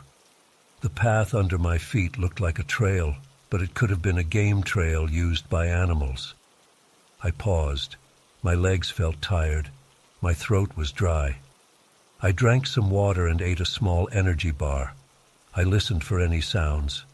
The forest was almost silent now. No birds, just a faint rustling of leaves in the breeze. I decided to backtrack a bit. I turned around and walked downhill, hoping to find a marker I had missed. I looked carefully at the trees, scanning for paint or carved signs. After about 20 minutes, I reached a spot I swore I had never seen before. The ground was covered in moss, and there were 4 rock piles arranged in a row. I stopped and stared. I didn't remember passing these on the way up. My stomach clenched. I felt sweat on my forehead. I checked my compass. The needle wavered slightly. It didn't make sense. I tried to follow the compass direction, heading back to where I thought I came from. The terrain got harder. The undergrowth thickened. I pushed through ferns and low branches. My boots slipped on damp roots. My breathing got heavier. After several minutes of slow progress, I reached another set of piles. This time there were 5 or 6, each slightly different in height. I felt dizzy. I looked around, turning full circle. I saw nothing but trees and those piles. The silence was intense. I needed to stay calm. I spoke out loud, just a whisper, telling myself to relax. I had my flashlight, my water, some snacks. If needed, I could survive the night out here and find my way out in the morning. The idea of staying out here overnight made my chest tighten more, but I tried to stay logical. I decided to pick a direction and walk straight, using my compass to keep a steady course until I found a real trail or some sign of civilization. I chose east, or what I thought was east. I walked slowly, counting steps to stay focused. After about 200 steps, I checked my surroundings. More trees, uneven ground, no path. I kept going. Another 200 steps. Suddenly I heard a distant sound. It sounded like a voice. I froze. I listened hard, straining my ears. It was very faint, maybe just the wind. But then I heard it again, a kind of low murmur, too far to understand words. I called out, "Hello." No response. I followed the direction of the sound, or what I guessed. My heart pounded. If there was another person out here, I could ask for help. I stumbled over a root and nearly fell. I cursed, got back up and continued. The voice faded in and out, like it was carried by shifting wind. I pushed through thick brush and my arms got scratched by branches. I called out again, louder this time. No answer. I reached a small clearing. The ground was softer, covered in pine needles. I saw a new pile of rocks in the center, taller and more elaborate than the others. It had a narrow base and wider top. It looked unstable, but it stood firm. I stepped closer, feeling uneasy. I noticed footprints around it. They looked like mine. The shape and size matched my boots, but the direction was strange. They looked as if I had walked in reverse, coming from another side. I knelt down and touched one of the prints. The earth felt damp. The print was fresh, maybe very recent. My stomach churned. It made no sense. I hadn't walked in circles as far as I knew. Yet these footprints looked like I had. I stood up, shaking. My legs felt weak. I couldn't understand what was happening. I tried to think logically. I was tired, maybe confused. The terrain might cause me to loop around without noticing. The piles could be made by someone else, maybe a prank. I tried to calm down. I decided to keep moving. Standing still wouldn't help. I chose another direction and walked. I kept my eyes straight, avoiding looking at the rock piles. After a while, I noticed the light changing. The sun was lower now, the shadows longer. I had spent hours wandering. I needed to consider setting up a makeshift camp. I had no tent, just a light jacket and a flashlight. The nights in the mountains could get cold, but continuing in the dark would be worse. I decided to find a spot to rest before nightfall. I found a small hollow under a large tree. The ground there was relatively dry. I cleared some branches and sat down. I ate another bar and sipped water. I had to ration it. I took out my phone. No signal. The battery was half full. Useless out here. I leaned back against the trunk. The silence pressed on my ears. As dusk approached, I heard those distant voices again. This time I was sure it sounded like whispering, faint but constant. I shone my flashlight into the surrounding trees. I saw nothing, just trunks and leaves. I listened, my heart thudding. The whispers came and went. They seemed to circle me. I called out, "Who's there?" Only silence followed. My mouth felt dry, and I trembled slightly. The air got colder. I put on my jacket. I tried to close my eyes and rest, but every small sound jolted me awake. Once, I heard a soft cracking branch near me. I aimed the flashlight and saw nothing. Another time, I thought I saw movement behind a bush, but it could have been a breeze. I held the flashlight tight, my hands sweaty. Hours passed slowly. The sky turned black. The moon was not visible through the dense trees. Occasionally, I dozed off for a few minutes. Each time I woke with a start, sure that I heard footsteps nearby. The rock piles haunted my thoughts. Why were they here? Who made them? I had no answer. I tried not to think too much. I focused on survival. I would wait until morning light and then try again to find my way out. At some point in the night, I felt an urge to move, to get away from my spot. Something about the silence felt wrong. I stood up, flashlight in hand. I scanned the surroundings. The beam of light caught something reflective. Two small stones stacked on top of each other, not far away. I hadn't noticed them before. Maybe someone placed them while I slept. My heart pounded hard. I decided to leave, even in the dark. I couldn't stay still. My pulse raced. I picked a direction and started walking, keeping the flashlight aimed low to avoid tripping. The forest felt endless. Each step was careful and slow. My boots crushed twigs, and sometimes I slipped on wet leaves. The flashlight beam shook with my trembling hands. After maybe an hour, I found more piles. They were everywhere, small and large, some balanced on logs, others on the forest floor. I tried not to panic. I pushed forward, looking for any sign of a real trail or a break in the trees. Suddenly, I heard a clear whisper right behind me. It sounded like my name. I spun around, shining the light behind me. No one there, just darkness. I shouted, "Who are you?" My voice echoed. No answer. My chest felt tight and my legs shook. I forced myself to move forward. Eventually, the flashlight beam caught something unusual. A faint path, a line in the ground that could be a trail. I followed it carefully. It led me through thicker brush. I scratched my face on branches and stumbled on roots, but I kept going. I needed to find a way out. As I moved, the whispering seemed to fade. The piles became less frequent. The ground rose slightly, and I saw a break in the canopy ahead. When I reached it, I realized it was a small rocky outcrop. From there, I could see a bit of the night sky and the outline of distant peaks. I felt some relief. Maybe if I kept going this way, I would find a known route. I climbed over the rocks and nearly slipped. At the top, I paused to catch my breath. The cold air stung my lungs. I shone the flashlight around. On the other side of the outcrop, I saw another set of footprints.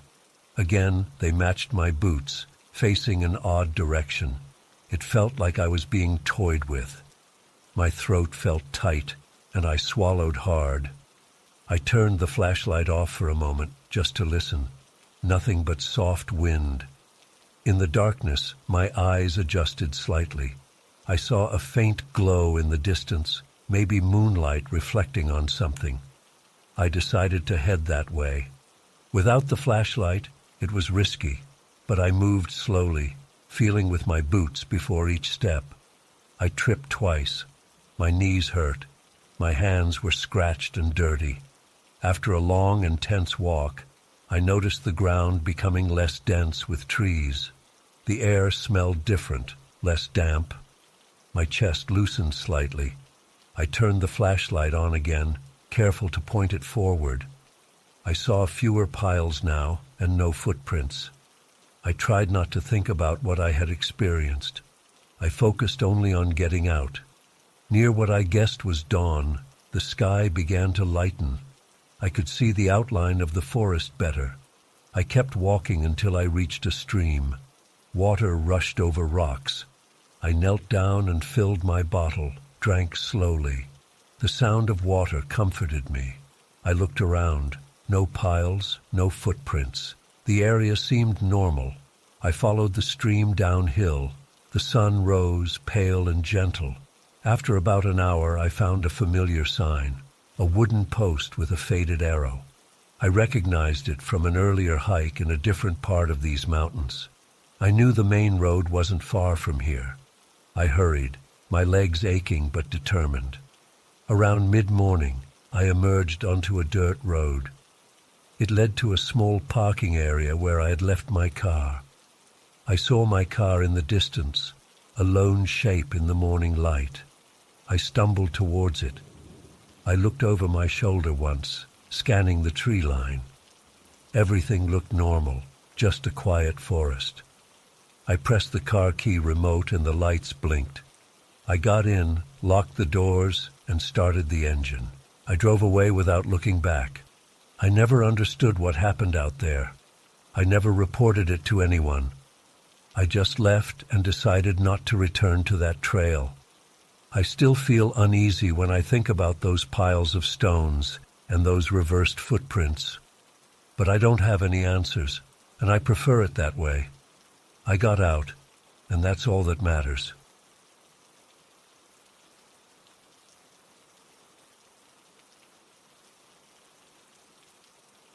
I moved into my apartment 6 months ago. It was a small one-bedroom place in a quiet building. I liked living alone. The rent was reasonable, and the neighbors kept to themselves. I felt comfortable there and enjoyed the routine of my days. The first strange thing I noticed was, about a week ago, I came home from work and found my coffee mug moved from the shelf to the kitchen counter. I remembered placing it back on the shelf that morning. I always put it in the same spot. At first, I thought maybe I left it on the counter in a rush. I told myself to be more mindful and shrugged it off. The next day, I found a pair of shoes near the door, arranged at a different angle. I had placed them straight against the wall, but now they were slightly turned outwards. I didn't think much of it. I assumed I kicked them by accident when I left. Little details like that can be explained away easily. A few days later, I became more suspicious. I noticed that my books on the coffee table were not in the order I remembered. I keep only a few books there. I knew the order: a guidebook on top, a magazine under it, and a small notebook at the bottom.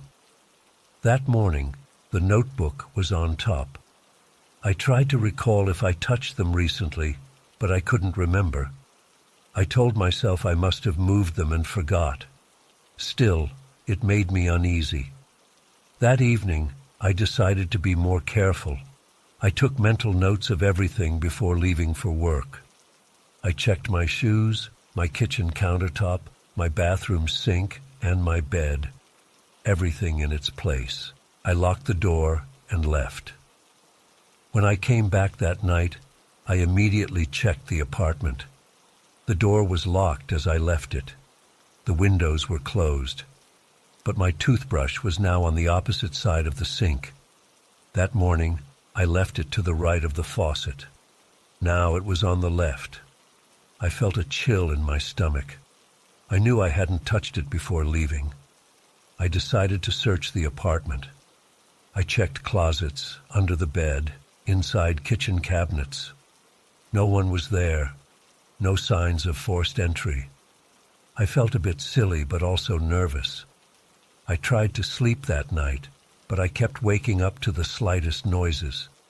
The building creaked at times, pipes hummed, and I heard distant footsteps from neighbors. Every sound made me open my eyes and listen. The next day was my day off. I spent the entire morning inside, observing. I left the apartment briefly to get groceries. When I returned, the overhead light in the living room was on. I was sure I had turned it off. My heart raced. I stood still at the door, listening. The apartment was silent. I took slow steps inside. I checked every corner again, calling out, "Hello?" No reply. I opened all the closets, checked under furniture. Nothing. I felt my hands shaking. This was not just my imagination now. I considered the possibility of someone having a spare key. Maybe the landlord. But why would they come in and just move things around? It made no sense. I decided to talk to the landlord the next day. That night, I locked the door with both the regular lock and the chain. I also pushed a small chair against the door, just to make noise if someone tried to enter. I left a few items in certain positions as a test. A spoon on the kitchen counter aligned with the edge. A pencil on the coffee table placed diagonally. My wallet on top of the TV stand. I took pictures with my phone for evidence. I tried to sleep but kept waking up to every small sound. At around 3 a.m., I heard a soft creaking noise. It sounded like a floorboard in the hallway. I sat up in bed, heart pounding. I turned on the bedside lamp. Everything in the bedroom looked normal. I listened hard. The noise did not repeat. Eventually, I drifted off, exhausted. In the morning, I checked my items. The spoon was slightly moved, rotated a bit. The pencil had rolled a few centimeters to the side. The wallet was still in place. I checked the pictures on my phone to confirm. Yes, the spoon and pencil had definitely moved. I felt sick to my stomach. Someone was getting in without breaking the lock, moving things subtly, and then leaving. I took a deep breath and tried not to panic. I went downstairs to talk to the landlord. He seemed surprised and concerned. He said he had no reason to enter my apartment and never did without prior notice. He denied having a spare key that he would use without asking. I believed him. At least he sounded sincere. He suggested I call the police. But what would I tell them? Nothing was stolen, no signs of forced entry. Just items moved around. I doubted they would take it seriously. That afternoon, I bought a cheap motion-activated alarm online. It would take a few days to arrive. I also considered changing the locks, but it was a hassle, and the landlord wasn't thrilled about it. I decided to wait for the alarm first. In the meantime, I started paying more attention to noises. In the evenings, I turned off all electronics and just listened. I heard small sounds now and then, creaks, taps, soft clicks. My building was old, so I told myself it might be normal. Still, I felt watched.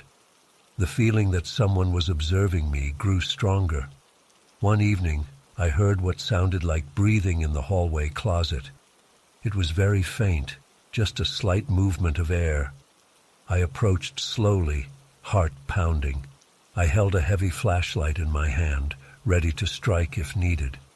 I opened the closet door quickly, aiming the flashlight inside. Nothing there, just coats and a broom. I felt foolish but also more scared than before. I knew I heard something. The changes in my apartment got weirder. One day, I noticed that my kitchen knives, which I keep in a wooden block, were rearranged. The larger knife was in the slot for a smaller one.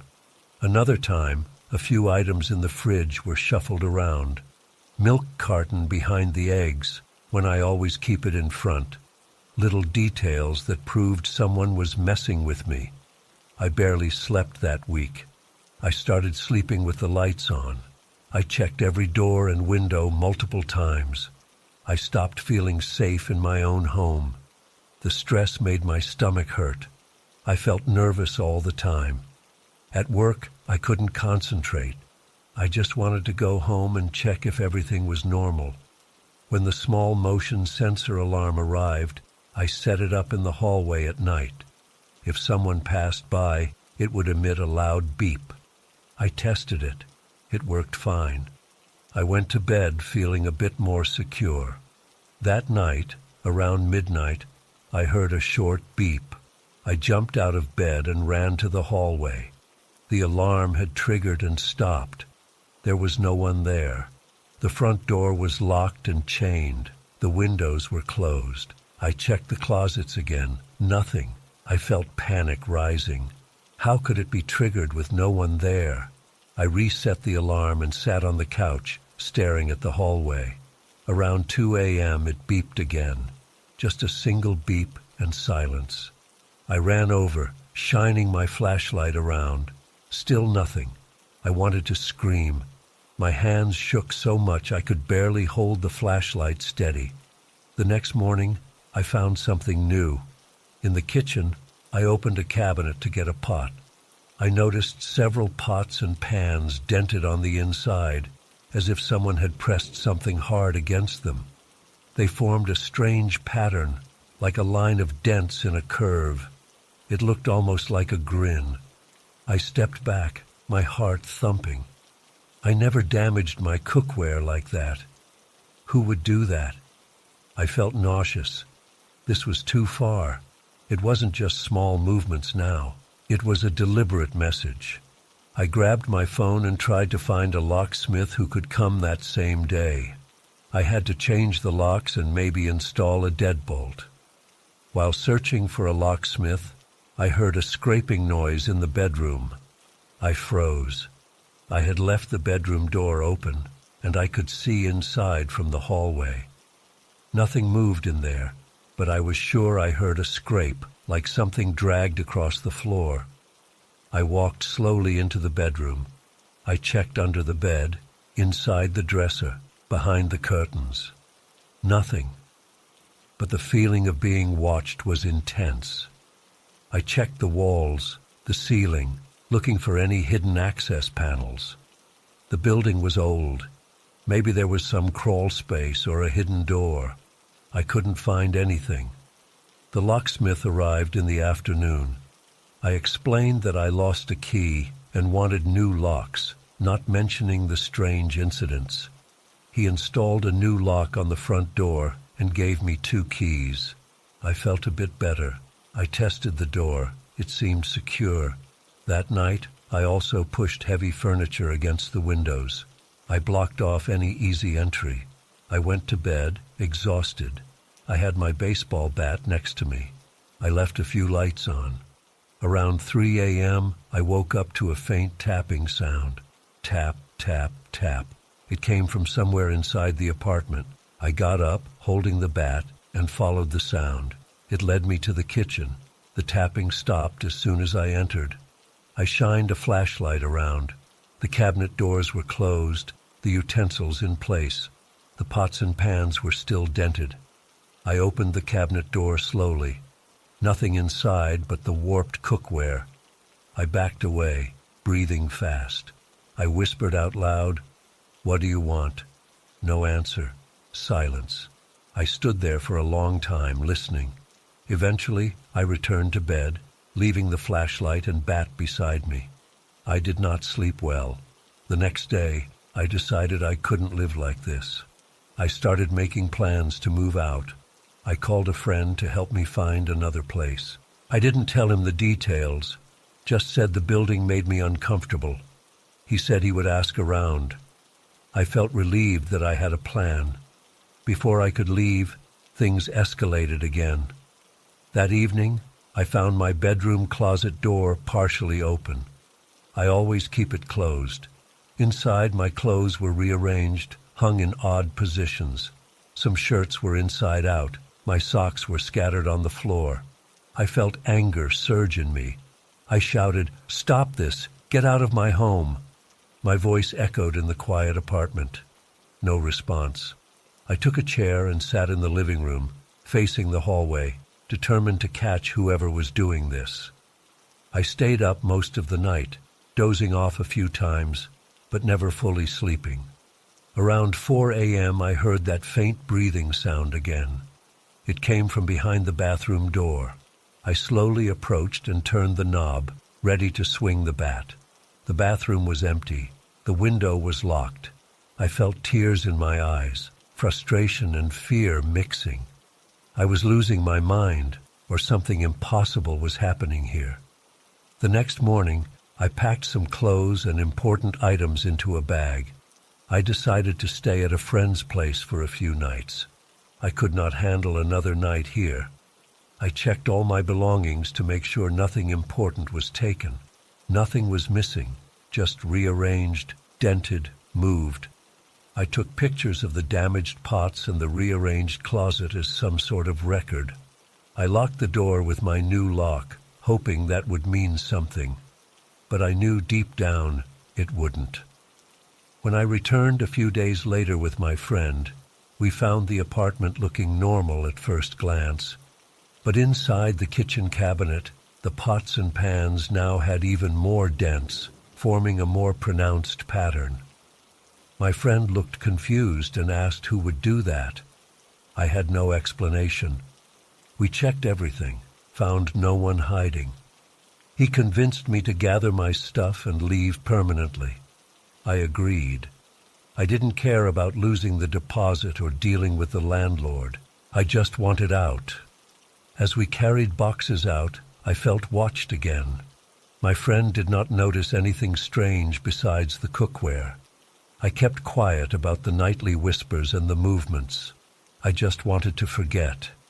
I moved out that day, leaving the key with the landlord and paying for the remaining month. I never got an answer to what happened. I still think about it sometimes, late at night, when every small sound in my new place makes me tense. I double-check my belongings each morning. So far, nothing has moved. But I can't shake the feeling that something followed me, or that something was never human to begin with. I don't think about it too hard. I'm just glad I'm not in that apartment anymore.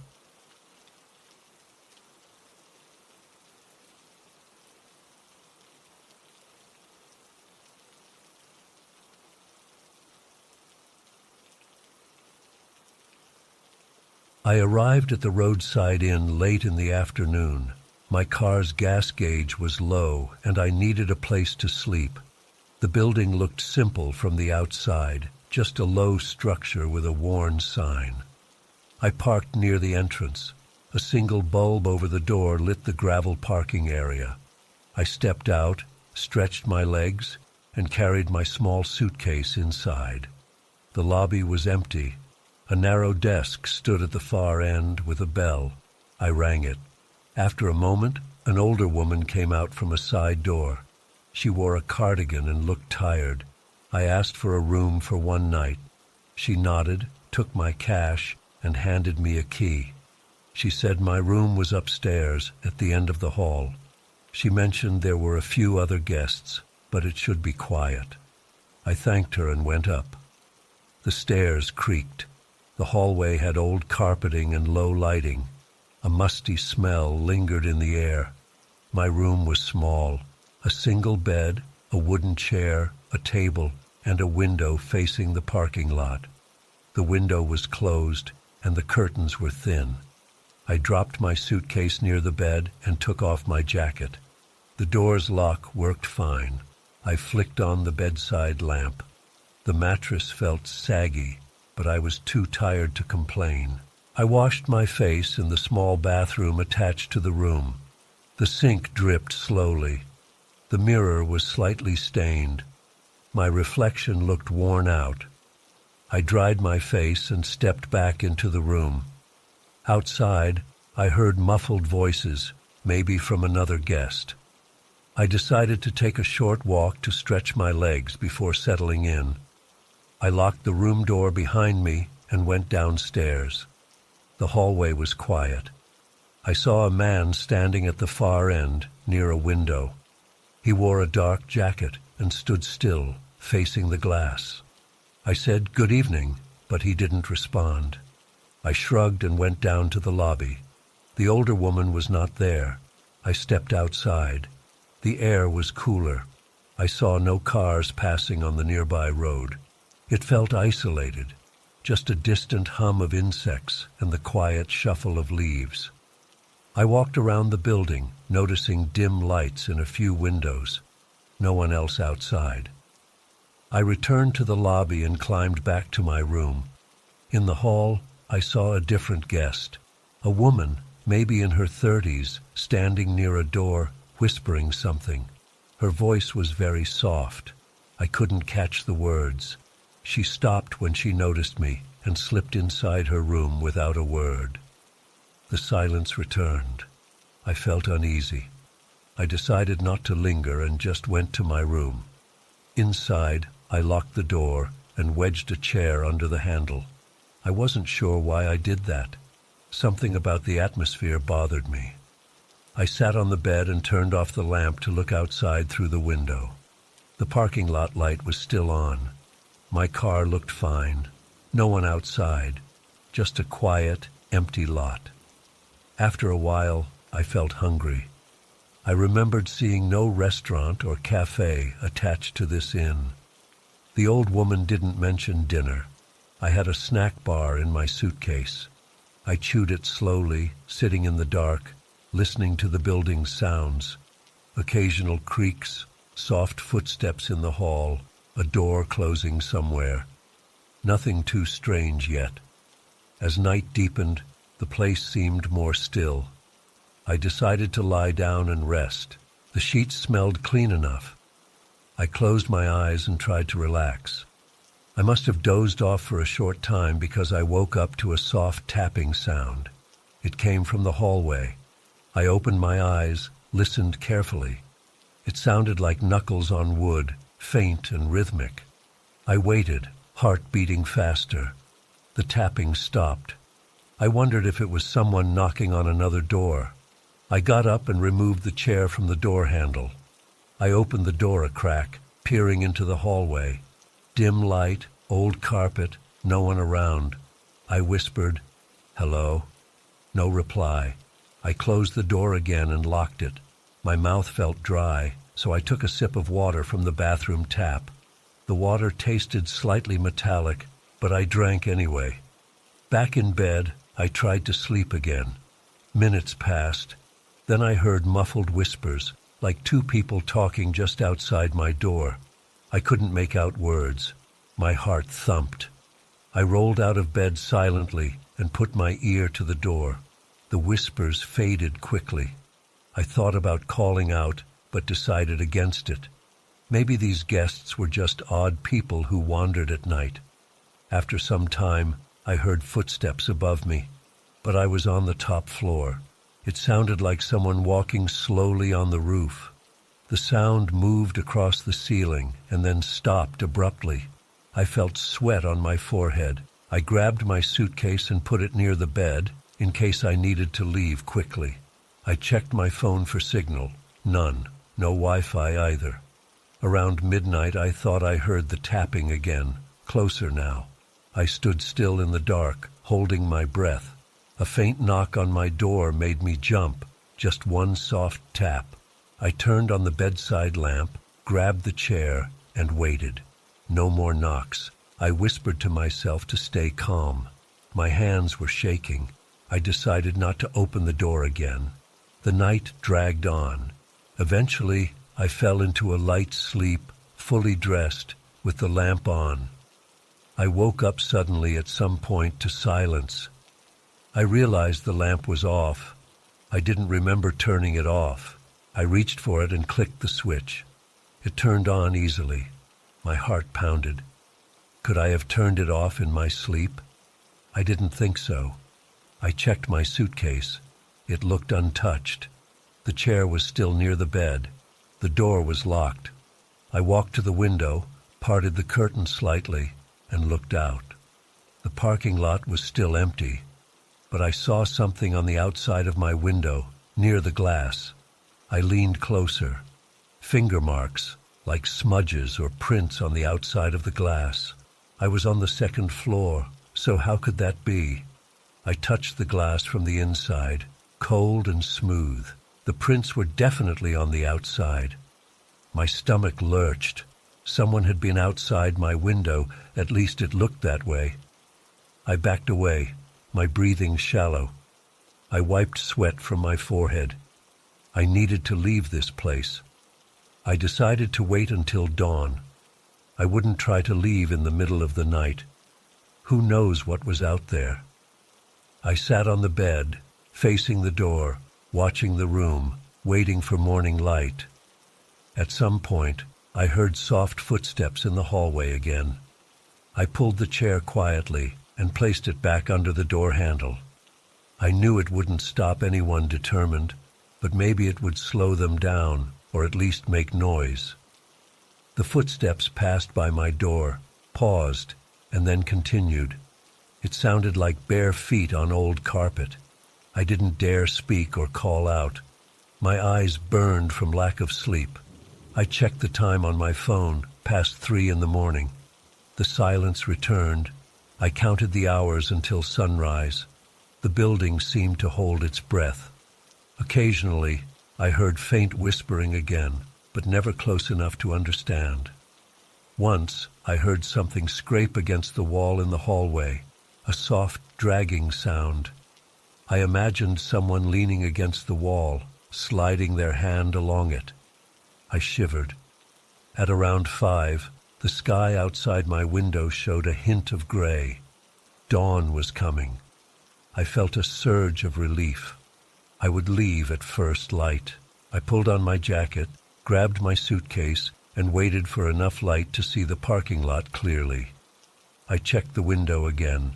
The prints were still there, but now I saw that they weren't full handprints, more like partial smudges that could have been made by dirty fingertips. Still, it was high up. I couldn't explain it. As soon as it was light enough, I removed the chair from the door and opened it slowly. The hallway was empty. The lights were still on, dim and yellowish. I walked quietly toward the stairs. I wanted to avoid any guests, any weird encounters. Downstairs, the lobby was empty, no sign of the older woman. I saw a small note on the desk that said, "Ring bell for service." I didn't bother. I just wanted to leave. I stepped outside. The air felt fresh and damp. A slight mist hovered over the gravel lot. My car was covered in dew. I approached it, glanced up at the building. I saw no one at the windows. I got in the car and turned the key. The engine started with a reassuring hum. I left the inn behind, driving slowly onto the empty road.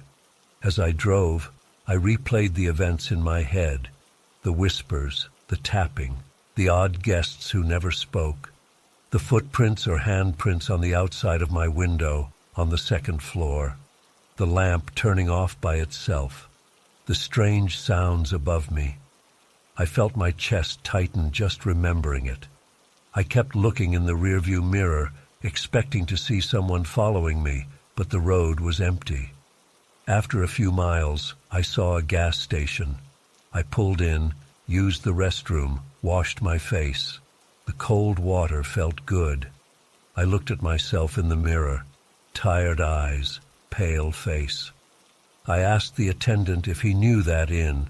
He shrugged, said it had been there a long time, never stayed there himself. I didn't push it. Back on the road, I kept glancing at the sky. The day was bright now. The sun was up. I felt safer with distance between me and that place. I wondered if I should report something to the police. But what would I say? Nothing was stolen. I wasn't harmed. Just strange behavior, odd noises, and those prints on my window. Who would believe me? I decided to just let it go.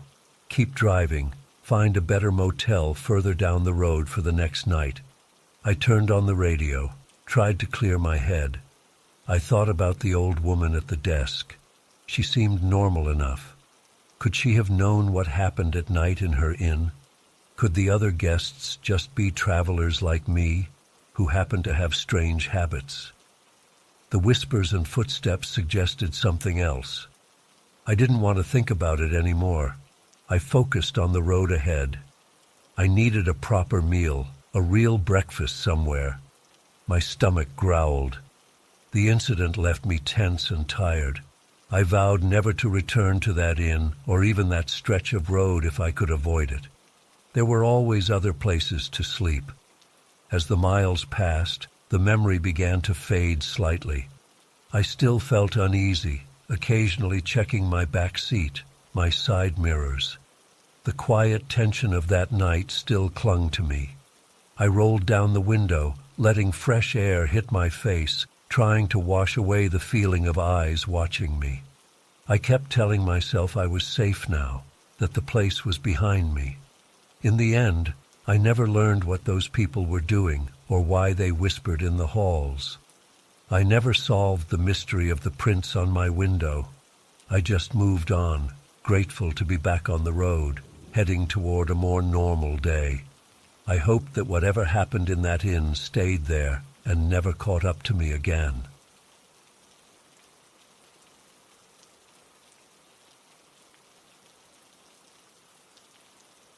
Boarded the night train at around 9:30. The platform was almost empty, and I saw only a few other people heading into the same train car. I had a ticket for a long ride that would last until early morning. I expected a quiet trip with plenty of empty seats. I carried a small backpack and a jacket. Inside the train, the lights were dim. The seats were arranged in rows facing forward. I walked down the aisle, passing several empty sections. Eventually, I found a seat near a window, a few rows behind another passenger who sat alone, quietly looking out the window. Further down, I saw a couple, maybe in their 40s, sitting together.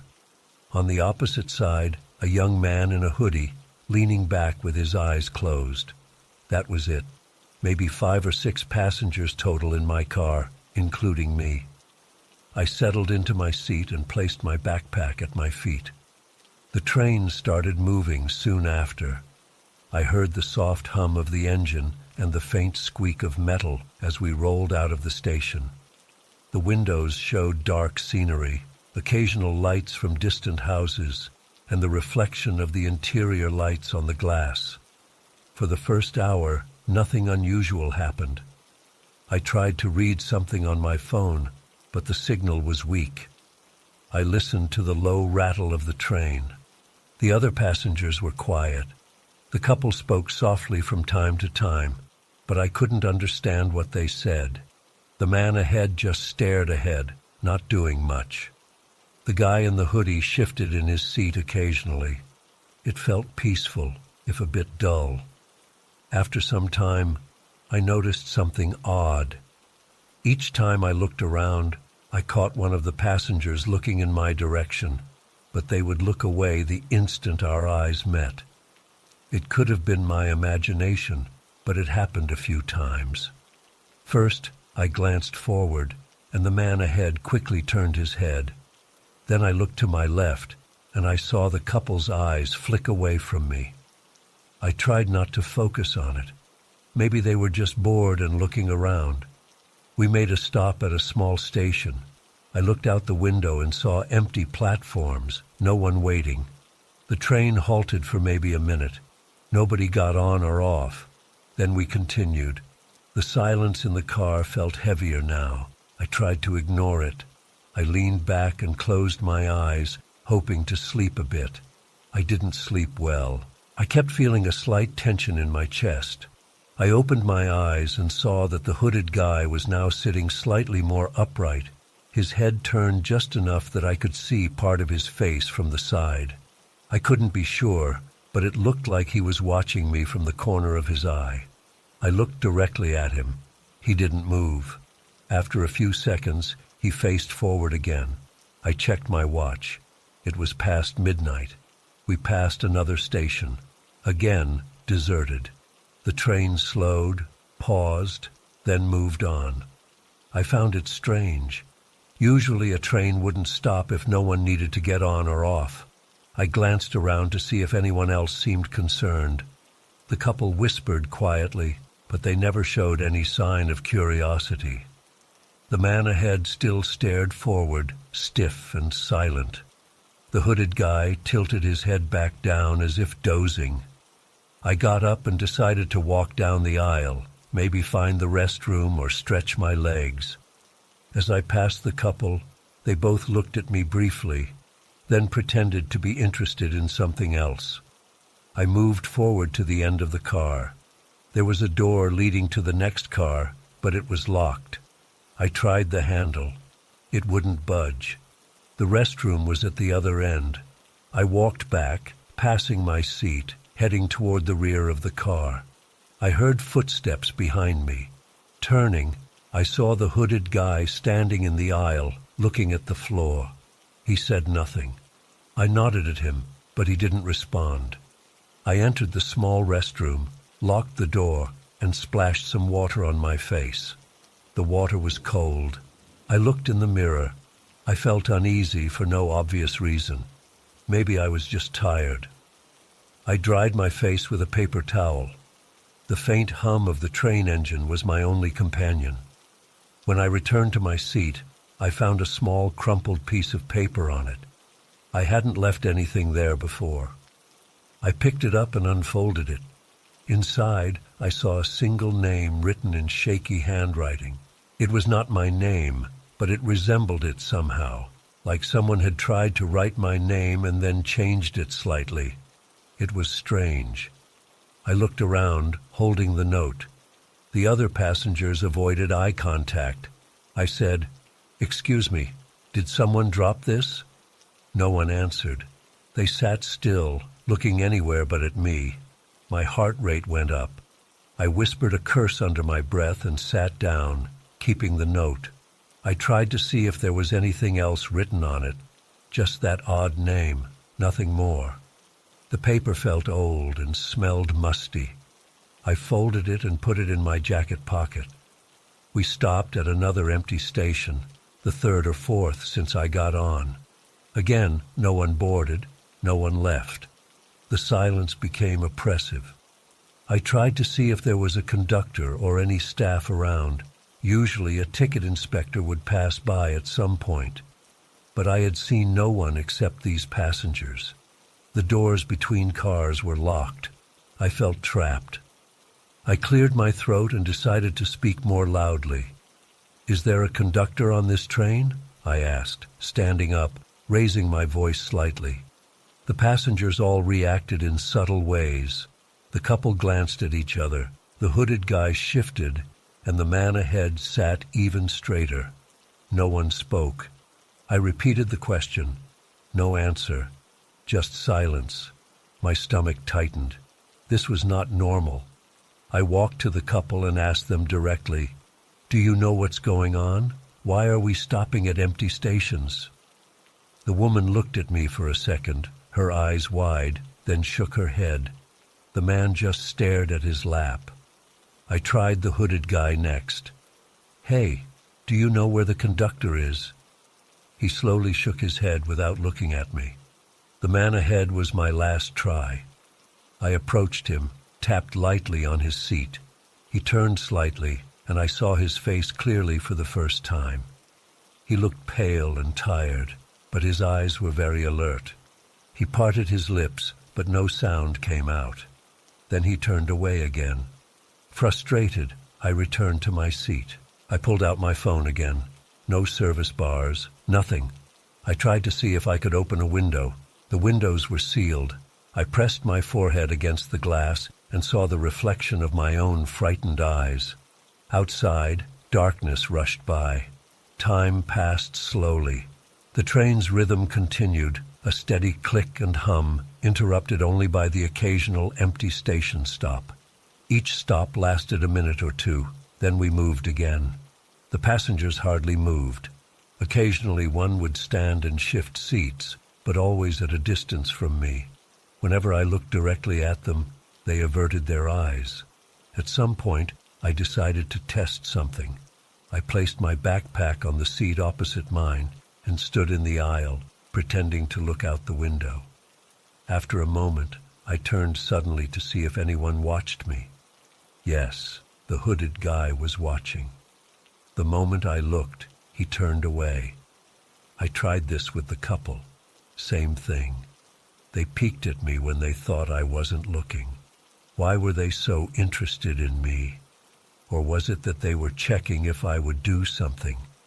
I felt sweat on my neck. My hands trembled slightly. I tried to stay calm. I thought about pulling the emergency brake, but I didn't see one. These trains usually had security measures, but nothing obvious here. I approached the locked door between cars again and tugged hard. It didn't move. The train slowed down again. Another deserted platform slid by outside. The overhead lights flickered briefly. I heard a low whisper, but I couldn't tell who it came from. I spun around, scanning the passengers. The couple looked down. The hooded guy leaned his head against the window. The man ahead stiffened. The whisper sounded like my name, or close to it, but twisted somehow. I remembered the note in my jacket pocket. I took it out again and studied it. The name written there resembled mine, but had a few letters off. Could it be a mistake or something intentional? I looked under the seats, checked the floor. Nothing else strange, just that note. As the night dragged on, I grew more anxious. My legs felt sore from tension. I tried sitting and standing, anything to break the feeling that I was stuck in some loop. The train kept moving, stopping, moving again. Always empty stations, always these silent passengers. At one stop, I decided to test if I could open the door and get out. I rushed to the door, grabbed the handle, and pulled. It was locked from inside. I couldn't push it open. I kicked it, making a loud thump. The passengers turned their heads slightly, as if irritated by the noise, but said nothing. "Let me out," I shouted, pounding on the door. The lights flickered again. No response. The train started moving once more. I slammed my fist against the door and cursed. Then I looked back and saw all the passengers now facing forward, motionless. For a moment, I thought I saw them all breathing in sync, like a slow inhale and exhale, but I couldn't be sure. I sat down, breathing hard. I needed to think. If I couldn't get out now, maybe at the next known station or in the morning, things would change. I checked my watch. It was around 3 a.m. I had been on this train for hours. The route should have led us to a major station by now, but we were only stopping at small, empty platforms. Suddenly, the hooded guy stood up and moved down the aisle toward me. My heart pounded. He stopped a few rows behind me and leaned into a seat, blocking my view of him. I stood up, and he moved out of sight. I stepped forward to see what he was doing. He slipped back to his original seat with quick steps, as if avoiding me. I said, "Hey, talk to me. What's going on?" He didn't answer.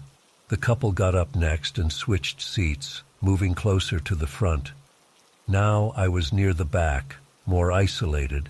The man ahead also moved, one row closer to me. I stepped back, unsure. They were shifting around, almost herding me into a spot. I felt a surge of fear. I grabbed my backpack and slung it over my shoulder. I stood in the aisle, ready to run if they approached. But they just sat there, watching me indirectly. The train lights flickered again, longer this time.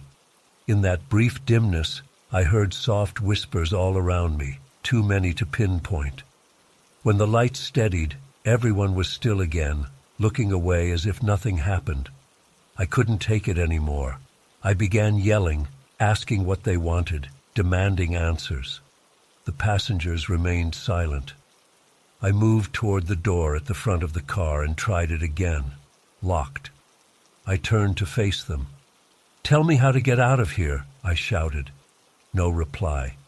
Then I felt something in my jacket pocket again. I hadn't noticed putting anything there besides the note. I reached in and found another piece of paper. I didn't know how it got there. It was the same kind of paper, crumpled. I opened it.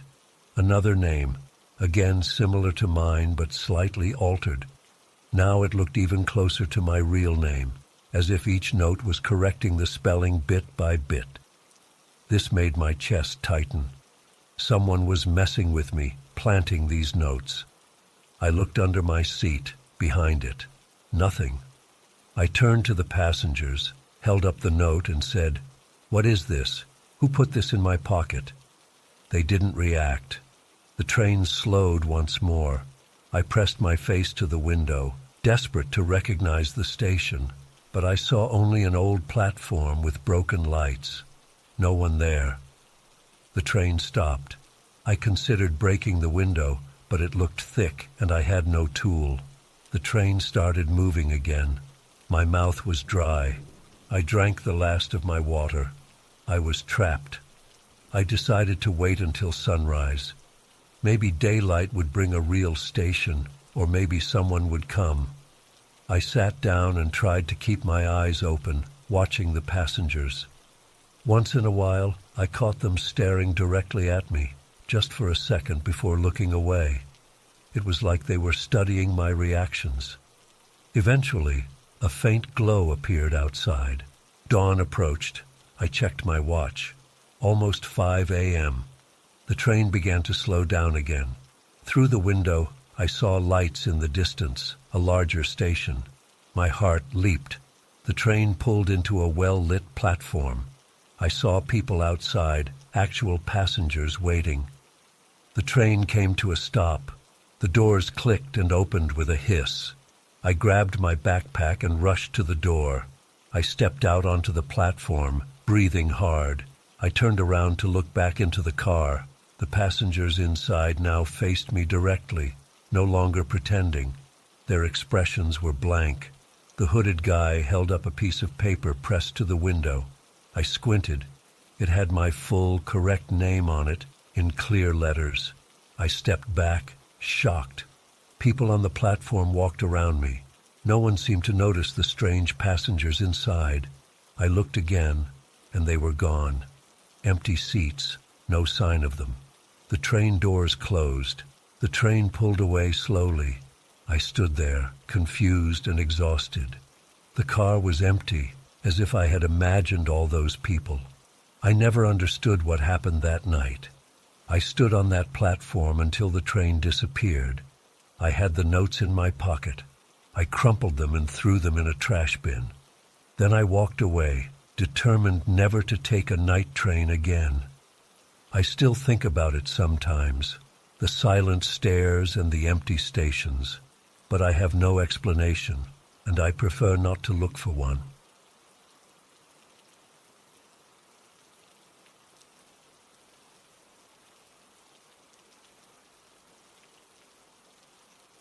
I arrived at the farmhouse with my family late in the afternoon. My wife and 2 kids were tired from the long drive, and I just wanted to get everyone settled. The house stood at the end of a dirt road, surrounded by fields and a few trees. It looked old, but well maintained. The wooden boards on the porch creaked under my steps. I carried our suitcases inside while my wife ushered the kids through the door. Inside, everything smelled like old wood and dust, but it wasn't unpleasant. The living room had a simple couch, a wooden coffee table, and a shelf with some books. There were windows facing the fields and a door leading to the kitchen. A hallway led to the bedrooms. The ceilings were low, and the floors squeaked with each footstep. The air felt still. My wife took the kids to pick out their bedroom. We planned to stay a few days to rest and escape the city noise. The kids were excited at first, running around, opening every door. I followed them, carrying bags. The hallway had 3 doors. One led to the master bedroom, another to a smaller room with 2 single beds, and the last to a small bathroom. Everything looked normal. After settling in, I walked around the house to get familiar with it. The kitchen was small, with an old fridge, a simple stove, and a window overlooking the back garden. A door led outside to where I saw a small barn. The pantry had a creaky door that stuck a bit. I checked the back door. It was locked. I felt a slight chill and realized the temperature dropped after sunset. We ate a simple dinner with groceries we brought from town. The kids complained about no TV, but I told them to enjoy the quiet. My wife lit a few candles to create a cozy atmosphere. We chatted a bit, but everyone was tired. The long drive wore us out. We decided to go to bed early. Our bedroom was basic: a bed, a dresser, a small window with thin curtains. I turned off the overhead light and crawled under the blanket. The silence felt intense. I heard my kids whispering in the next room. My wife breathed slowly beside me, almost asleep. I closed my eyes, expecting a simple night's rest. I woke up in the middle of the night feeling thirsty. I got up quietly, not to wake my wife, and walked to the kitchen. I felt along the hallway wall for the light switch, but I couldn't find it where I remembered it. I ran my hand over the wood paneling, confused. Finally, I found the switch on the opposite wall. That was strange. I was sure it was on the left side before. Maybe I made a mistake, still half asleep. In the kitchen, I poured myself a glass of water. The old pipes gurgled softly. The moonlight came through the window, and I saw my reflection in the dark glass. Nothing seemed wrong. I drank the water and went back to bed. In the morning, I woke up early. My wife was still sleeping, so I got up to make coffee. I walked into the hallway and froze. The hallway looked different. The bathroom door was now at the end of the hall, not on the side. The kids' bedroom door was closer to our room than before. I stood there, heart pounding, thinking maybe I was mistaken. Maybe I remembered it wrong. I took a deep breath and touched the walls. They were solid. I laughed nervously at myself and went to the kitchen. The kitchen had not changed. I made coffee and waited for my wife and kids to wake up. The kids emerged first, rubbing their eyes. They asked where the bathroom went. My daughter said it was on the side last night, and now it was at the end. I nodded and said I noticed something too. My wife came out, looking puzzled. She confirmed the hallway looked different. We decided to check the whole house. The living room seemed the same. The bedroom furniture was in the same place. Only the hallway's layout had changed overnight. We tried to find an explanation. Maybe we misremembered. Maybe we were just tired. We agreed not to worry too much. We had a whole day ahead to relax. We spent the day outside. The kids played in the garden. My wife read a book on the porch. I walked around, checking the barn. It was empty, just old tools and a few wooden boxes. The fields were quiet. The sky was clear. We had a peaceful afternoon. When we came back inside for dinner, I felt uneasy. I kept glancing at the hallway, half expecting it to shift again. Nothing changed during daylight. After dinner, we sat in the living room, talking and playing a card game. The kids laughed and seemed to forget the morning confusion. That night, I double-checked everything before going to bed. I noted the positions of doors, even put a small stool near the bathroom door to mark its position. I wanted to be sure of any changes. We went to sleep with a small bedside lamp on just in case. Around 2 a.m, I woke up again. This time I heard soft noises, like whispering. I sat up, listening. The sound came from the hallway. I thought maybe one of the kids was awake. I got up quietly, opened the bedroom door, and peeked out. The hallway was dimly lit by the lamp we left on. I saw nobody, but the whispering continued, very faint, as if behind the walls. I whispered my daughter's name, my son's name, but got no reply. I stepped into the hallway. The stool I placed by the bathroom door was now sitting in front of the kids' room. The door positions seemed shifted again. My heart pounded. The walls looked slightly different in color, like the wood grain had changed pattern. I felt dizzy and returned to the bedroom. My wife woke up, asking what was wrong. I told her the hallway changed again. She sat up, looking worried. We checked on the kids. They were sleeping soundly in their room. At least their room was still there. The bathroom door was now on the opposite side of the hall, and the stool had moved without a sound. We couldn't explain it. My wife wanted to leave, but it was late and dark outside. We decided to wait until morning and then pack up and go. I slept poorly. The whispering bothered me.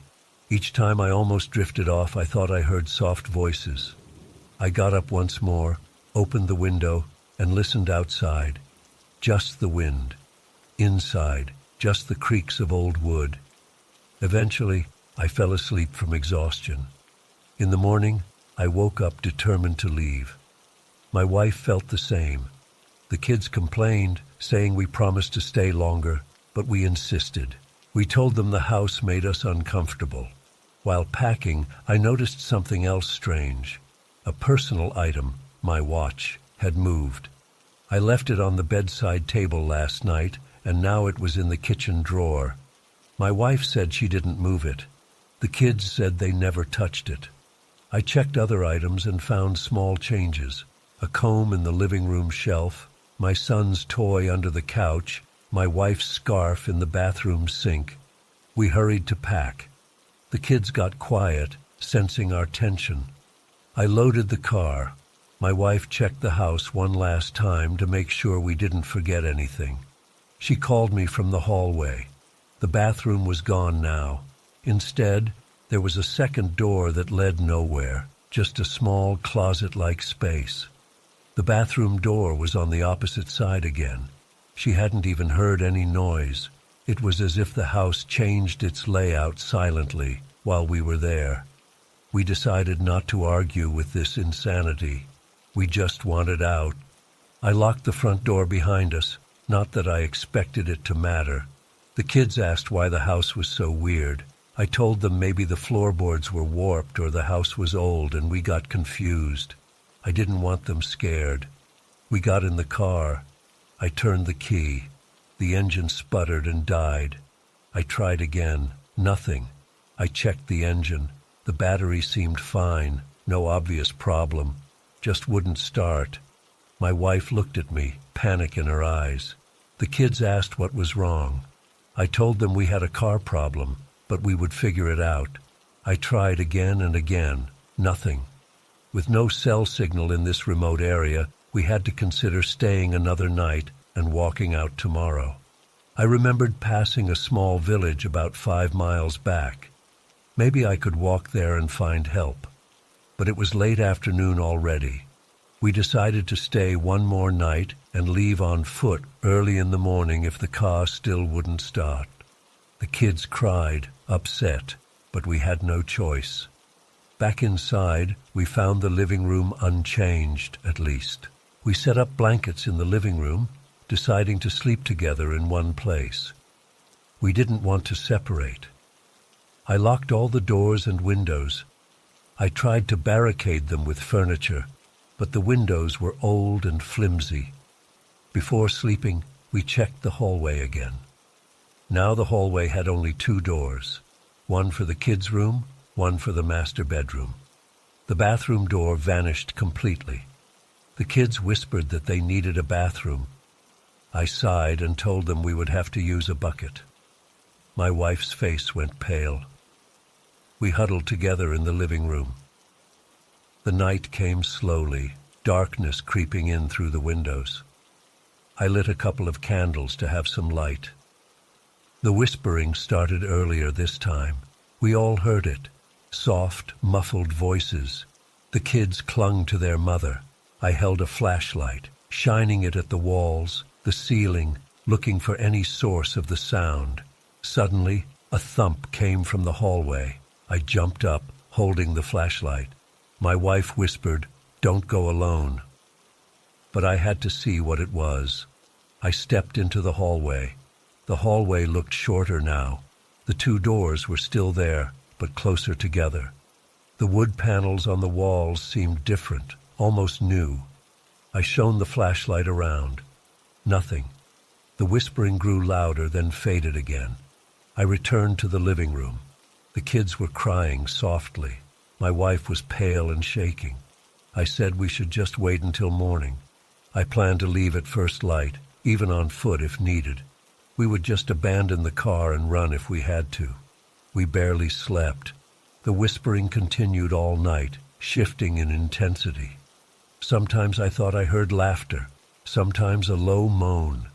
At dawn, I got up, my legs stiff, back aching from sleeping on the floor. The kids were half asleep, eyes red. My wife looked at me, nodding. Time to go. We opened the front door. It led to a different view than before. The fields looked the same, but the small barn seemed closer. Or maybe I was just confused. I didn't care. We grabbed our bags, left some behind to lighten the load, and stepped outside. I locked the door.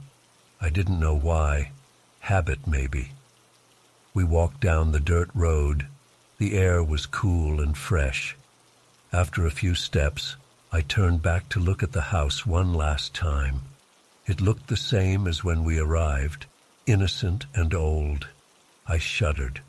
We walked for miles until we reached the small village we passed earlier. I managed to get a tow truck and explained the car trouble, skipping the weird parts. The driver took me back to the house while my family waited at the village. When we arrived, the house looked normal. We checked the car, and it started on the first try. The driver said maybe I flooded the engine before. I didn't argue. We never told anyone about what happened inside that house. We got our kids home safely, and we tried to forget it. But at night, I still think about the way that hallway changed, the doors moving silently, the whispering voices, and the rearranged belongings. I don't know what that place was, and I don't want to know. We decided no more rural rentals for a while. We stick to familiar places now. That's the whole story. I still don't understand it. I'm just glad we got out.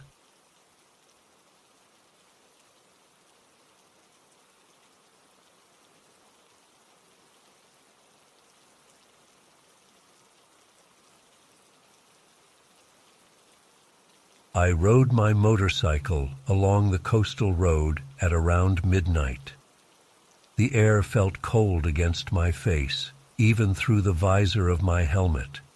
My jacket's collar flapped slightly, and I could smell the salty scent of the ocean. The headlights cut through the darkness, illuminating a narrow section of asphalt ahead. The guardrail on my right reflected a dull shine. Beyond it, I could see the dark outline of waves far below. I had decided to take this route to clear my head. I expected empty roads, no traffic, and a quiet journey. The bike's engine hummed steadily between my legs, and I shifted gears smoothly.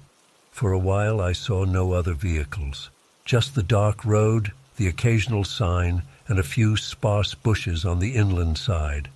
After about 15 minutes, I noticed something odd. In my rearview mirrors, I saw nothing, no headlights, no following car, but I felt as if someone kept pace with me. I couldn't explain it. I glanced back several times. The road behind was empty. I tried to focus on riding, but the feeling grew. My shoulders tensed. My neck felt stiff. I slowed down slightly, thinking maybe I was just tired. The engine tone changed as I eased off the throttle. My heart rate felt slightly elevated. I listened carefully over the wind noise. All I heard was the steady whoosh of air and the muffled engine sound inside my helmet. Still, the uneasy feeling wouldn't go away. I decided to pull over at the next scenic overlook. I knew there was a small clearing ahead where people sometimes stopped to look at the coastline. After a few more bends, I found it, a small gravel area beside the guardrail, a wooden sign, and a weathered bench. I guided the motorcycle onto the gravel, killed the engine, and kicked down the stand. The silence rushed in. I took off my helmet and listened. Just the distant crash of waves, a faint rustle of grass, and my own breathing. The darkness pressed in from all sides. No headlights on the road, no sound of an approaching vehicle. I checked my phone for signal. Nothing. I shivered slightly. The wind carried a slight chill. As I stood there, I decided to walk around the bike. The gravel crunched under my boots. I checked the tires, fiddled with my gloves, trying to settle my nerves. I noticed something strange on the ground. A set of footprints in the gravel, fresh ones, circling around the spot where I parked the bike. The prints looked like normal shoes, not boots, maybe sneakers. They led around to the back of the bike, then off into the darkness near the bushes. I froze, heart pounding. I hadn't heard anyone approach. I saw no other vehicle. How could someone have walked around my bike so quickly and silently? I aimed my helmet's small flashlight attachment, just a weak beam, toward the bushes. The light revealed only branches and leaves moving slightly in the breeze. I called out, "Hello?" My voice sounded loud and shaky. No answer. I stepped toward the bushes, just a couple of steps. The footprints ended abruptly near the grassy edge. The grass looked bent, as if someone stepped there recently. I heard a faint rustling sound deeper in the vegetation. It could have been an animal. I leaned closer, squinting, trying to see through the darkness. Nothing visible. The uneasy feeling intensified. I backed up, returning to my motorcycle. I slid my helmet back on, feeling safer with it. The visor fogged slightly from my breath. I wiped it with my glove. I decided to leave. Maybe it was just a local curious about my bike, or some hiker passing by. But at this hour, it seemed unlikely. I started the engine. The loud roar broke the silence. I revved it once and pulled back onto the road. As I accelerated, I kept checking my mirrors. Still nothing behind me. But now I sensed movement at the edges of my vision. Dark shapes moving in the peripheral corners of my eyes. Each time I turned my head slightly, I saw only empty road and bushes. My pulse raced. The road curved along the cliffside, with sharp turns and no streetlights. My headlights provided the only illumination. I gripped the handlebars tightly, trying to keep steady. The wind picked up, pushing against my shoulder. The strange feeling that someone or something followed me remained. Occasionally, I heard a faint rustle in the bushes on the inland side of the road, as if something ran parallel to me. I told myself it could be small animals, foxes or stray dogs, but why did it match my speed, appearing at almost every turn? The road twisted, and each curve forced me to lean. As I leaned, I caught glimpses of a flickering shadow on the hillside. It was never clear, just a shape that seemed to dart behind bushes or rocks. At one point, I decided to stop abruptly. Maybe I could catch whoever followed me off guard. I braked hard and pulled over suddenly. The engine idled. I listened. At first, silence. Then a soft rustling again, like grass parted by cautious steps. I swung my helmeted head toward the sound, shining my weak beam of light. Nothing there, just empty space and dark shapes of vegetation. I shouted, "Who's there?" My voice came out loud and strained. No answer, just the wind. The tension knotted my stomach. I felt sweat trickle down my back despite the cool air. I accelerated again, determined to reach a more populated area. The next town was about 15 miles ahead. Once I got there, I'd find a gas station or an open diner. I wanted to see other people, normal activity, lights. As I rode, I tried to ignore the noises. I focused on the center line of the road, on maintaining speed and control. But the feeling of being pursued wouldn't leave. Twice, I glanced at the cliffside to my right and thought I saw a dark figure crouching behind the guardrail. The first time, I almost swerved, but when I looked again, nothing. The second time, I kept my eyes forward. A few minutes later, I approached a slight incline. The engine strained a bit. On my left, the terrain rose steeply, covered in low shrubs. On my right, the ocean spread out below. The moon was hidden behind clouds, giving me no extra light. Halfway up the incline, I heard a distinct thump. like a rock hitting the guardrail. I slowed, looking in my mirror. Still nothing behind. I pushed on, my heart beating fast. My throat felt dry. I tried to swallow. The darkness seemed thicker now. My headlights caught small details. A rusted sign, a broken piece of fence, a dead branch on the shoulder. Everything looked slightly menacing in this state of mind. Around another bend, I noticed a small roadside area, maybe a maintenance spot with a dirt path leading inland. I had never noticed it before. As I passed it, I felt a sudden urge to glance left. I did, and my heart skipped a beat. For a split second, I thought I saw a silhouette standing in the path, tall and still. I hit the brakes and turned my head fully, shining my light back. Nothing, just empty path and bushes. My nerves were frayed. I was jumping at shadows. I needed to calm down and focus on reaching safety. I twisted the throttle harder, picking up speed, hoping to outrun whatever sensation haunted me. The engine roared, and the wind noise grew louder. The road was mostly straight now, following the coastline. I maintained a steady 50 mph. Then, a faint sound reached my ears, something like soft footsteps on gravel. But we were on asphalt. Could the sound be inside my helmet? My own breathing, my heart thumping, maybe the visor rattling slightly. I tried to ignore it. As I rounded another gentle curve, I spotted a small pull-off area ahead with a dim streetlight, the first light I'd seen in a while. I decided to stop there briefly, under some illumination, to catch my breath. I slowed down, rolled onto the gravel under the streetlight, and switched off the engine. The sudden quiet made my ears ring. I stepped off the bike, keeping my helmet on. The streetlight flickered slightly, giving a weak yellow glow. Now I could see better around me. The guardrail, the asphalt, the bushes, everything looked ordinary. I listened carefully.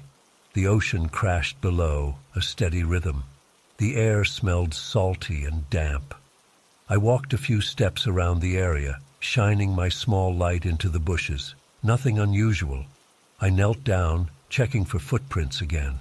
The gravel seemed undisturbed. I exhaled slowly, feeling a bit silly for getting so worked up. Maybe I was just tired, paranoid, imagining things. As I stood up, I caught a movement in my peripheral vision. Something dark slid behind the guardrail. I turned quickly, but saw no one, just the empty railing and the drop beyond. My heart slammed in my chest. I moved closer, carefully. I looked over the rail, down at the rocky slope leading to the water. Nothing there, just darkness and the distant shimmer of waves. I backed away, deciding I had enough. I mounted my bike, started the engine, and pulled back onto the road. I would not stop again until I reached the town. I tried to steady my breathing, repeating to myself that I was safe, that I just needed to keep going. The last 10 miles felt like the longest. Every curve seemed suspicious, every roadside bush a hiding place. But I saw no more clear signs of anyone following me. The faint sounds could be the wind. The shadows could be tricks of the light. I forced myself not to look to the sides too much, keeping my eyes on the road ahead. Finally, I saw the glow of streetlights in the distance. The town. Relief flooded me. I rolled into the outskirts, passing a few closed shops and quiet houses. At the first open gas station, I pulled in and parked under bright fluorescent lights. The station was empty except for a lone attendant behind the glass window. I took off my helmet and wiped sweat from my forehead. I felt a wave of gratitude for normalcy. The white light, the concrete ground, the hum of a soda machine inside the station. Everything felt safe and ordinary. I approached the attendant, asked him how far to the nearest motel. He said just a mile down the road. I nodded, trying not to sound rattled. He noticed my tense posture and asked if everything was okay. I shrugged and said I thought someone was following me on the coastal road. He looked confused, said he hadn't seen anyone else come through. The road was usually deserted this late. I thanked him, bought a bottle of water, and drank half of it in one go. The cold water felt good on my dry throat. Outside, my bike waited under the bright lights. I checked my phone. No missed calls, still weak signal, but at least some bars now. I rode the short distance to the motel, parked near the lobby, and got a room. The check-in process felt surreal after the tense ride. The clerk was friendly and bored. I got a key, wheeled my bike around to a spot near my room's door. Inside the small motel room, I locked the door and took off my jacket. My shoulders ached from tension. I sat on the bed, listening to the quiet hum of the air conditioner. Safe. I thought about the footprints, the strange rustling, the silhouettes in my peripheral vision. I had no explanation. Maybe an animal, maybe a trick of the light, maybe my own imagination fueled by solitude and darkness. I decided not to dwell on it. I took a hot shower, letting the water wash away the sweat and stress. Afterward, I lay down on the bed and closed my eyes. Outside, cars occasionally passed, their headlights sweeping across the curtains. The normal sounds of a small town at night were comforting. I never found out who or what followed me on that coastal road. The next morning, I continued my trip in daylight, and everything seemed fine.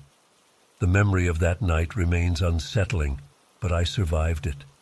I still ride that route sometimes, but I choose earlier hours, when the sun is still up and I can see who's around, just to be safe.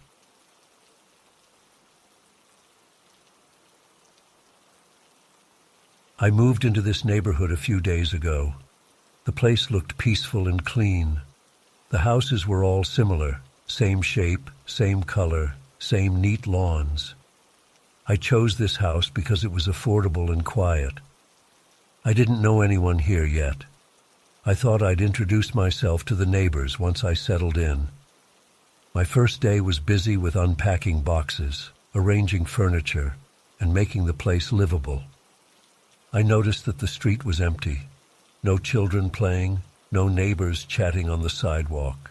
The silence felt unusual, but I assumed maybe it was just a calm block, or everyone was at work or inside their homes. The second day, I woke up early and tried to find a grocery store. I walked down the street, checking the identical houses. Each had closed curtains, neatly trimmed hedges, and no cars in the driveway. I found it strange but kept going. After 3 or 4 blocks, I saw one person at a distance, a man watering his lawn. I raised my hand to wave hello, but he turned his back and went inside before I could greet him. I reached the small commercial area 2 streets away. A convenience store sat on the corner. The cashier there seemed normal enough, a tired-looking older man who barely said a word. I bought some basics and walked back home. Still no signs of life in the neighborhood. I shrugged it off, guessing people here just kept to themselves. By late afternoon, I tried to do some yard work. I raked leaves, pulled a few weeds, and kept looking around, hoping to spot a neighbor. Nothing. The only sounds were distant birds and the hum of distant traffic I could barely hear. The houses next to mine were silent and still. Curtains drawn, doors closed. Not a single window open despite the mild weather. That night I cooked a simple meal and sat in my living room with the lights on. I felt a strange urge to peek outside. When I turned off the living room light and looked through my front window, I saw something odd. Several of the houses across the street had silhouettes standing behind their curtains. I couldn't see faces clearly, just outlines of heads, shoulders. They stood perfectly still, facing my direction. My heart thumped. Maybe they were curious about me, the new person. I decided to wave, even though I knew they might not see through the curtains. I lifted my hand and gave a small wave. No reaction. The silhouettes remained motionless. I switched my light back on, then off again. When my eyes adjusted to the darkness outside, I saw that some silhouettes were gone, others remained. It made me uneasy. I locked my doors and checked the windows before going to bed. I tried to sleep, but I heard faint sounds during the night. A soft tapping noise, maybe on the sidewalk, maybe on my door. Once I got up and went to the window but saw nothing. I told myself it was my imagination. Eventually, I fell asleep. On the third day, I decided to try a different approach. I would knock on a neighbor's door and introduce myself. Maybe they were just shy. Around midday, I approached the house next door. I rang the bell. I waited. No answer. I heard faint footsteps inside, but no one opened. I tried the house on the other side. Same result. No one answered, but I sensed someone behind the door. I felt frustrated. Why wouldn't anyone talk to me?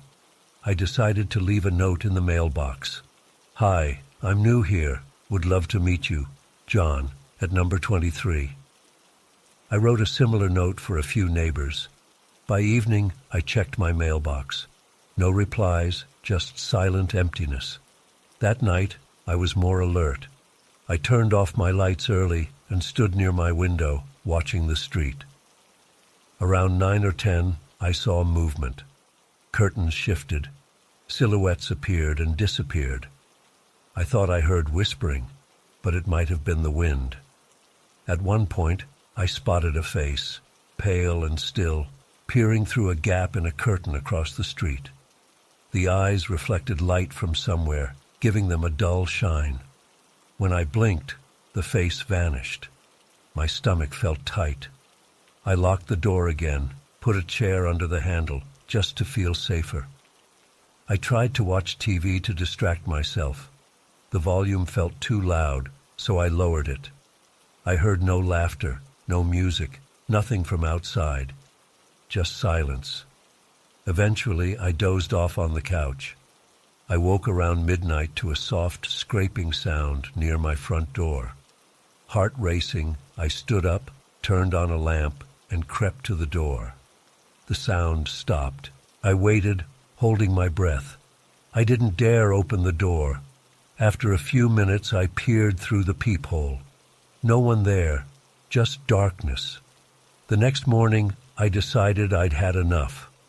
I walked several blocks around the neighborhood, hoping to find someone doing normal things, mowing a lawn, walking a dog. I saw no one. Each house looked the same, curtains closed, silent interiors. I knocked on random doors. No response. I felt like I was in a ghost town, but I knew people were inside. I'd seen their silhouettes at night. I tried the convenience store again. The cashier gave me a blank look when I asked about the neighborhood. He shrugged and said he didn't live there. He said the neighbors were quiet, that's all he knew. I pressed him, but he avoided eye contact. I left the store feeling uneasy. Back at home, I checked my mail. No mail, no notes, nothing. I noticed something else. My garbage bin, which I left at the curb, was empty. I hadn't put garbage out yet, so it should have been empty anyway, but it felt suspicious. I realized I was growing paranoid. I needed to calm down.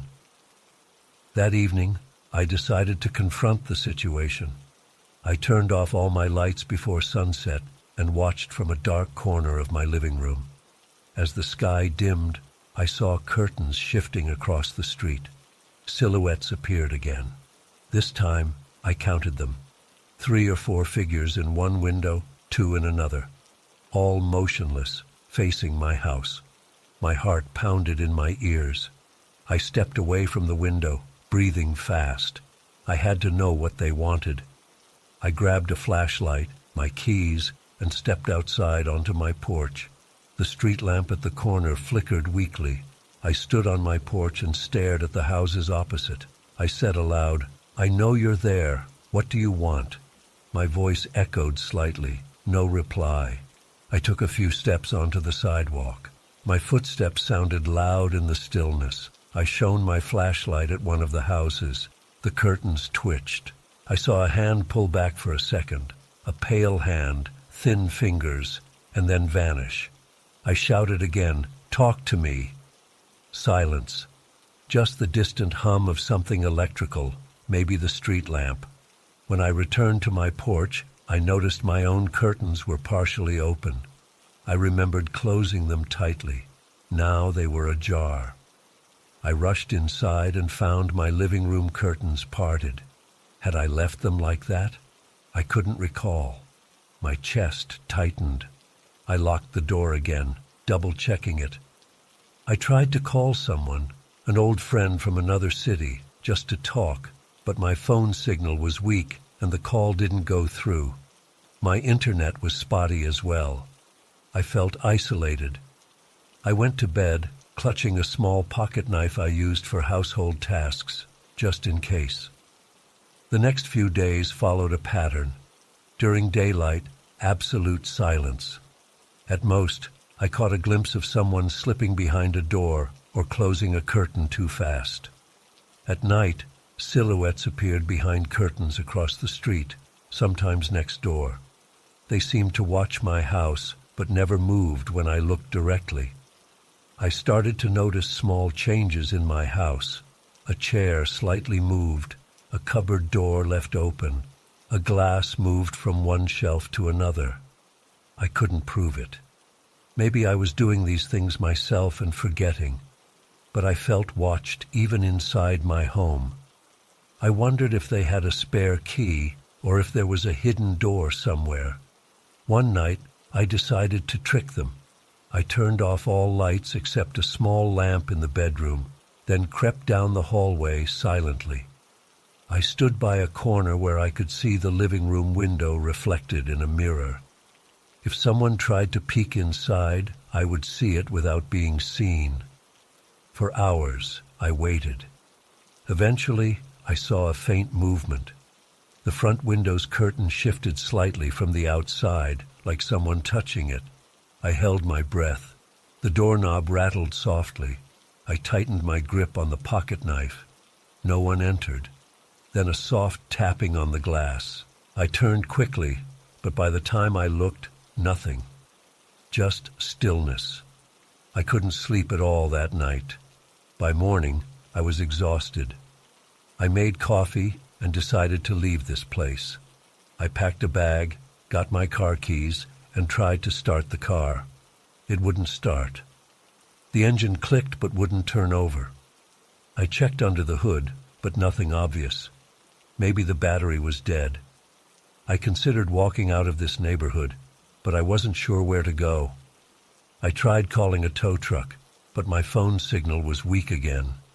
Every attempt failed. I paced my living room, debating what to do.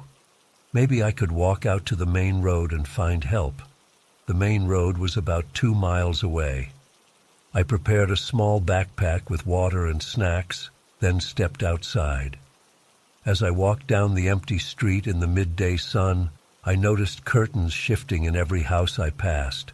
Always someone watching from inside, never coming out. It gave me chills. I quickened my pace, heading for the main road. I felt eyes on my back the whole time. After maybe half a mile, I reached a corner and saw a figure standing behind a window, just a dark shape. I stopped and stared, trying to force them to acknowledge me. No movement. I shouted, "I'm leaving!" My voice echoed. As I moved on, I heard faint footsteps behind me. I turned but saw nothing. When I reached the main road, I found a gas station with a payphone. I called a friend in another town and explained my situation in brief, avoiding sounding too crazy. I asked him to come pick me up. He agreed, but said it would take a few hours. I waited at the gas station, sipping a soda I bought from the machine. The attendant there was polite but didn't want to talk. In the late afternoon, my friend arrived. I asked him to help me get my stuff from the house. We drove back in his car. As we entered the neighborhood, everything looked normal, but eerily quiet. I pointed out the strange behavior to my friend. He shrugged, said maybe they're just very private people. At my house, I grabbed my essential belongings. My friend waited in the car, engine running. I locked my door and walked to the car. As we drove away, I looked back. Silhouettes appeared in the windows of multiple houses, lined up like watchers. My friend saw them too and frowned. "That's weird," he said. I agreed. I didn't bother explaining the full story. I just wanted to leave. As we turned the corner out of the neighborhood, the silhouette stepped back, curtains falling into place. I never returned there. I sold the house as soon as I could, losing some money in the process, but I didn't care. The idea of living in that silent street, surrounded by watchers who never spoke, never showed themselves fully, was unbearable. In the end, I have no explanation. They never harmed me physically, but they invaded my mind, my privacy, my sense of safety. I still think about it sometimes, late at night, wondering who they were and what they wanted. But I'm done with that place. I'm safe now, far away. That's all I need to know.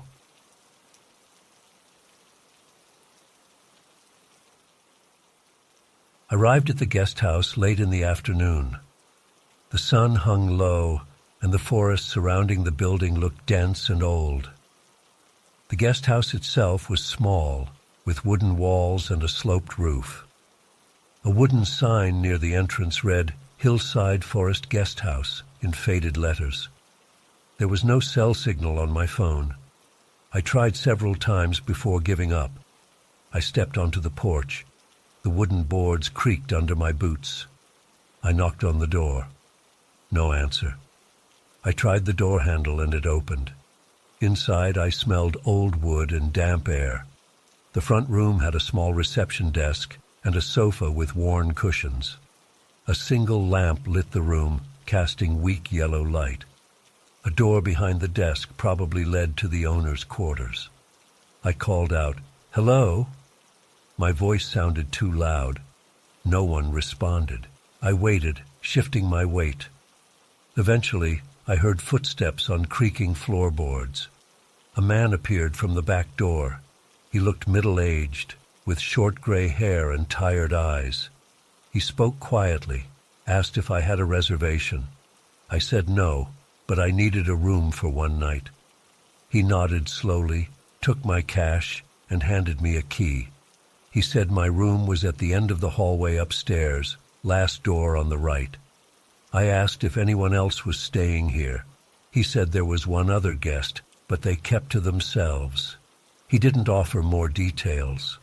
I climbed the narrow staircase, my suitcase bumping against the steps. The hallway upstairs was dimly lit by a single bulb. The walls were plain wood. The floor creaked with every step. I found my room, unlocked the door, and stepped inside. It was small. A bed, a wooden chair, a dresser, and one window facing the thick trees. Outside, I saw only trunks and leaves. The light was fading fast. I unpacked a few items, then tried my phone again. No signal. I noticed a guest house brochure on the dresser mentioning hiking trails and nature. No mention of Wi-Fi. I decided to rest. The journey had been long, and I was tired. As it got darker, I turned on the bedside lamp. A dim yellow glow filled the room. I listened for sounds, just the distant creaks of the old building. I decided to explore downstairs. Maybe I could find tea or something to eat. I walked down the stairs. The owner was not at the desk. The front room felt colder now. I saw a door that probably led to a dining area or a kitchen. It was half open. I entered and found a small dining room with 3 tables, a few chairs. No one there. A kettle and some cups stood on a sideboard. I boiled some water, made tea, and sat down. The silence pressed on my ears. I heard faint rustling outside, maybe the wind. After finishing my tea, I went back upstairs. In the hallway, I thought I heard a whisper. I stopped. It sounded like someone saying my name, but that made no sense. It could have been the wind through the wooden boards. I shook my head and continued to my room. Inside, I locked the door. I undressed and crawled into bed. The mattress felt old, springs poking my back. I turned off the lamp and tried to sleep. After a while, I heard a soft sound, like floorboards creaking in the hallway. I held my breath, listening. Footsteps. They sounded light, stopping right outside my door, then moving away slowly. I considered getting up to check, but decided against it. I felt uneasy, but tiredness won, and I eventually drifted off. I woke up in the middle of the night. It was pitch dark. I heard something, a faint voice outside, calling softly. It sounded far away, maybe outside in the forest. I got up and went to the window. Pressing my face to the glass, I saw only darkness and a faint outline of trees. The voice was too muffled to understand words. Could it be the other guest or the owner outside? I climbed back into bed, heart beating faster. I listened, straining my ears.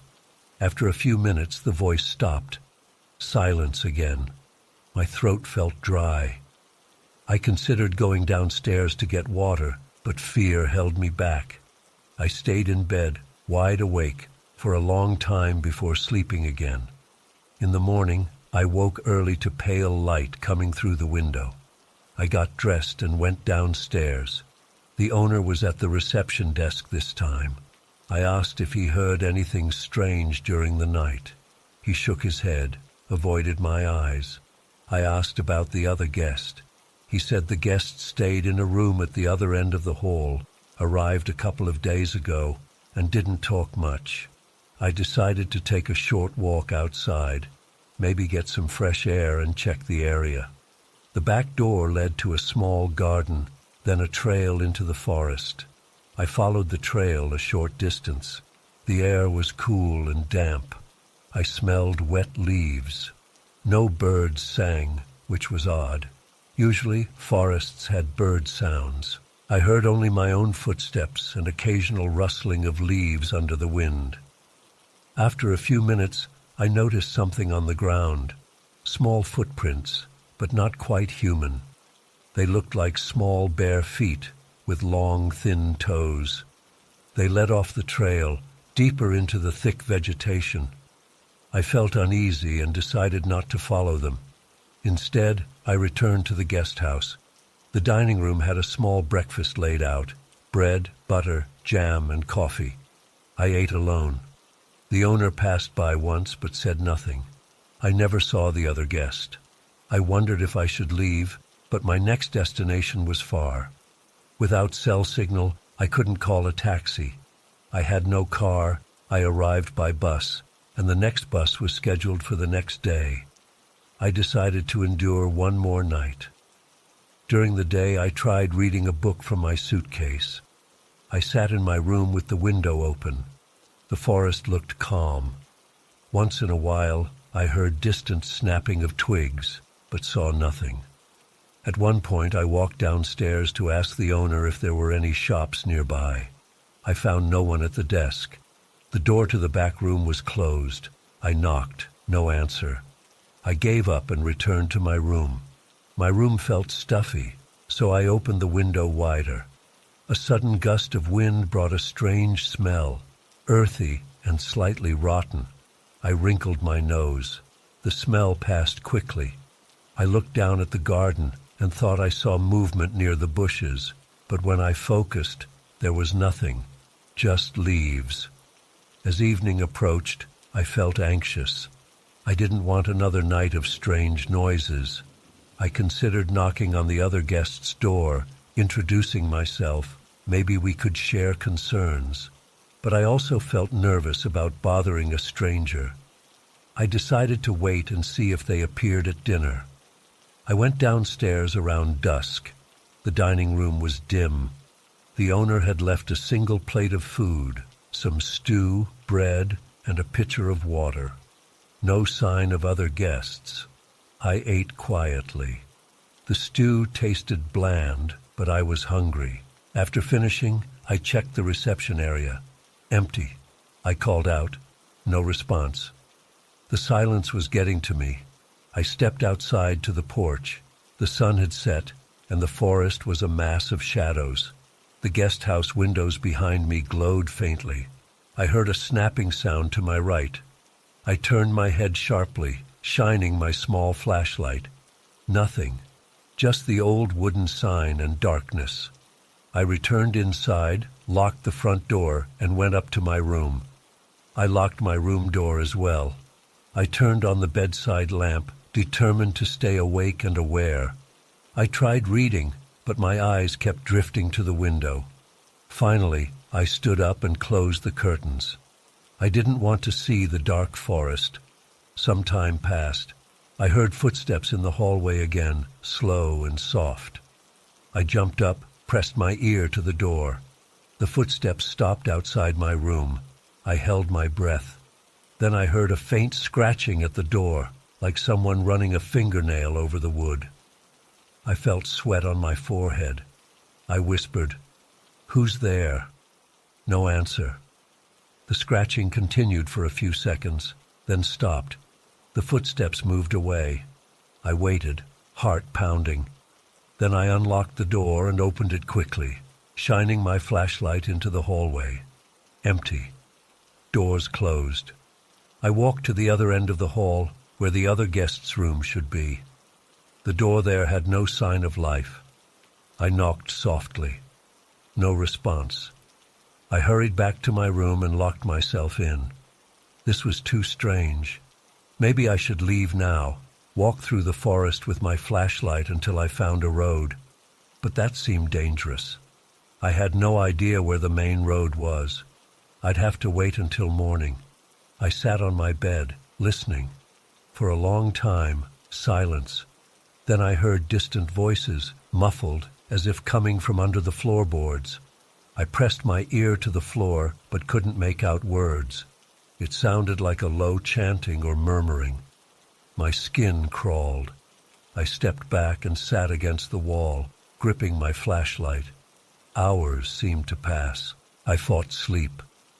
Just before midnight, I heard a door slam downstairs. I stood up, listened. Footsteps rushed across the floor, then silence. I gathered my courage and quietly unlocked my door. I crept down the stairs. The reception area was dark.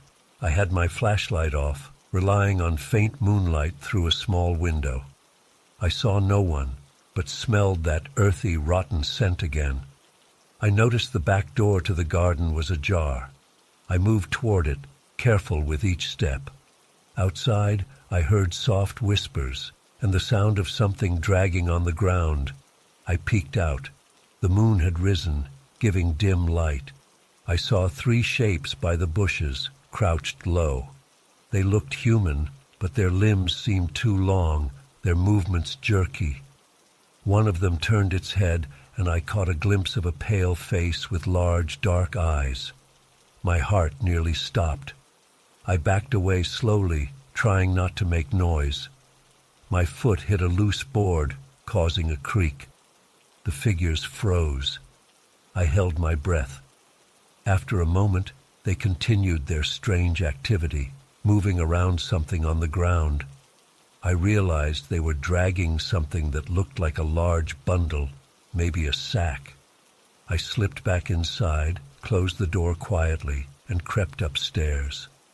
Once in my room, I locked the door, shoved the chair against it. I felt nauseous, shaking all over. I tried to think clearly. Who were those people? Did the owner know about this? Was he one of them? I remembered the other guest. Could that bundle have been them? Fear gripped me. I decided I had to leave at first light, no matter what. I stayed awake the rest of the night, jumping at every noise. A few times I heard soft thumps from outside, and once a faint cry that ended too quickly. Eventually, Dawn light appeared at the window. I hurriedly packed my things. I listened at the door. Silence. I opened it and walked downstairs. The reception area was empty, no sign of struggle. The front door was unlocked now. I stepped outside. The forest looked less threatening in daylight. I saw no one. I followed the dirt path that led me here. After maybe half an hour of walking, I reached a narrow road. A while later, I managed to flag down a passing truck. The driver looked at me strangely as I climbed in, sweating and pale. I didn't explain much, just asked for a ride to the nearest town. I never went back. I never reported anything, because I had no proof, and who would believe me? I still think about those silhouettes in the garden, those strange footprints, the whispers at night. I wonder if the other guest made it out. I prefer not to know. I'm just glad I left before whatever happened escalated further. Now, safe and far away, I can still feel the old boards creaking under my feet and smell that rotten scent. It haunts me. I avoid remote guest houses now, sticking to well-lit hotels with other people around. I learned my lesson.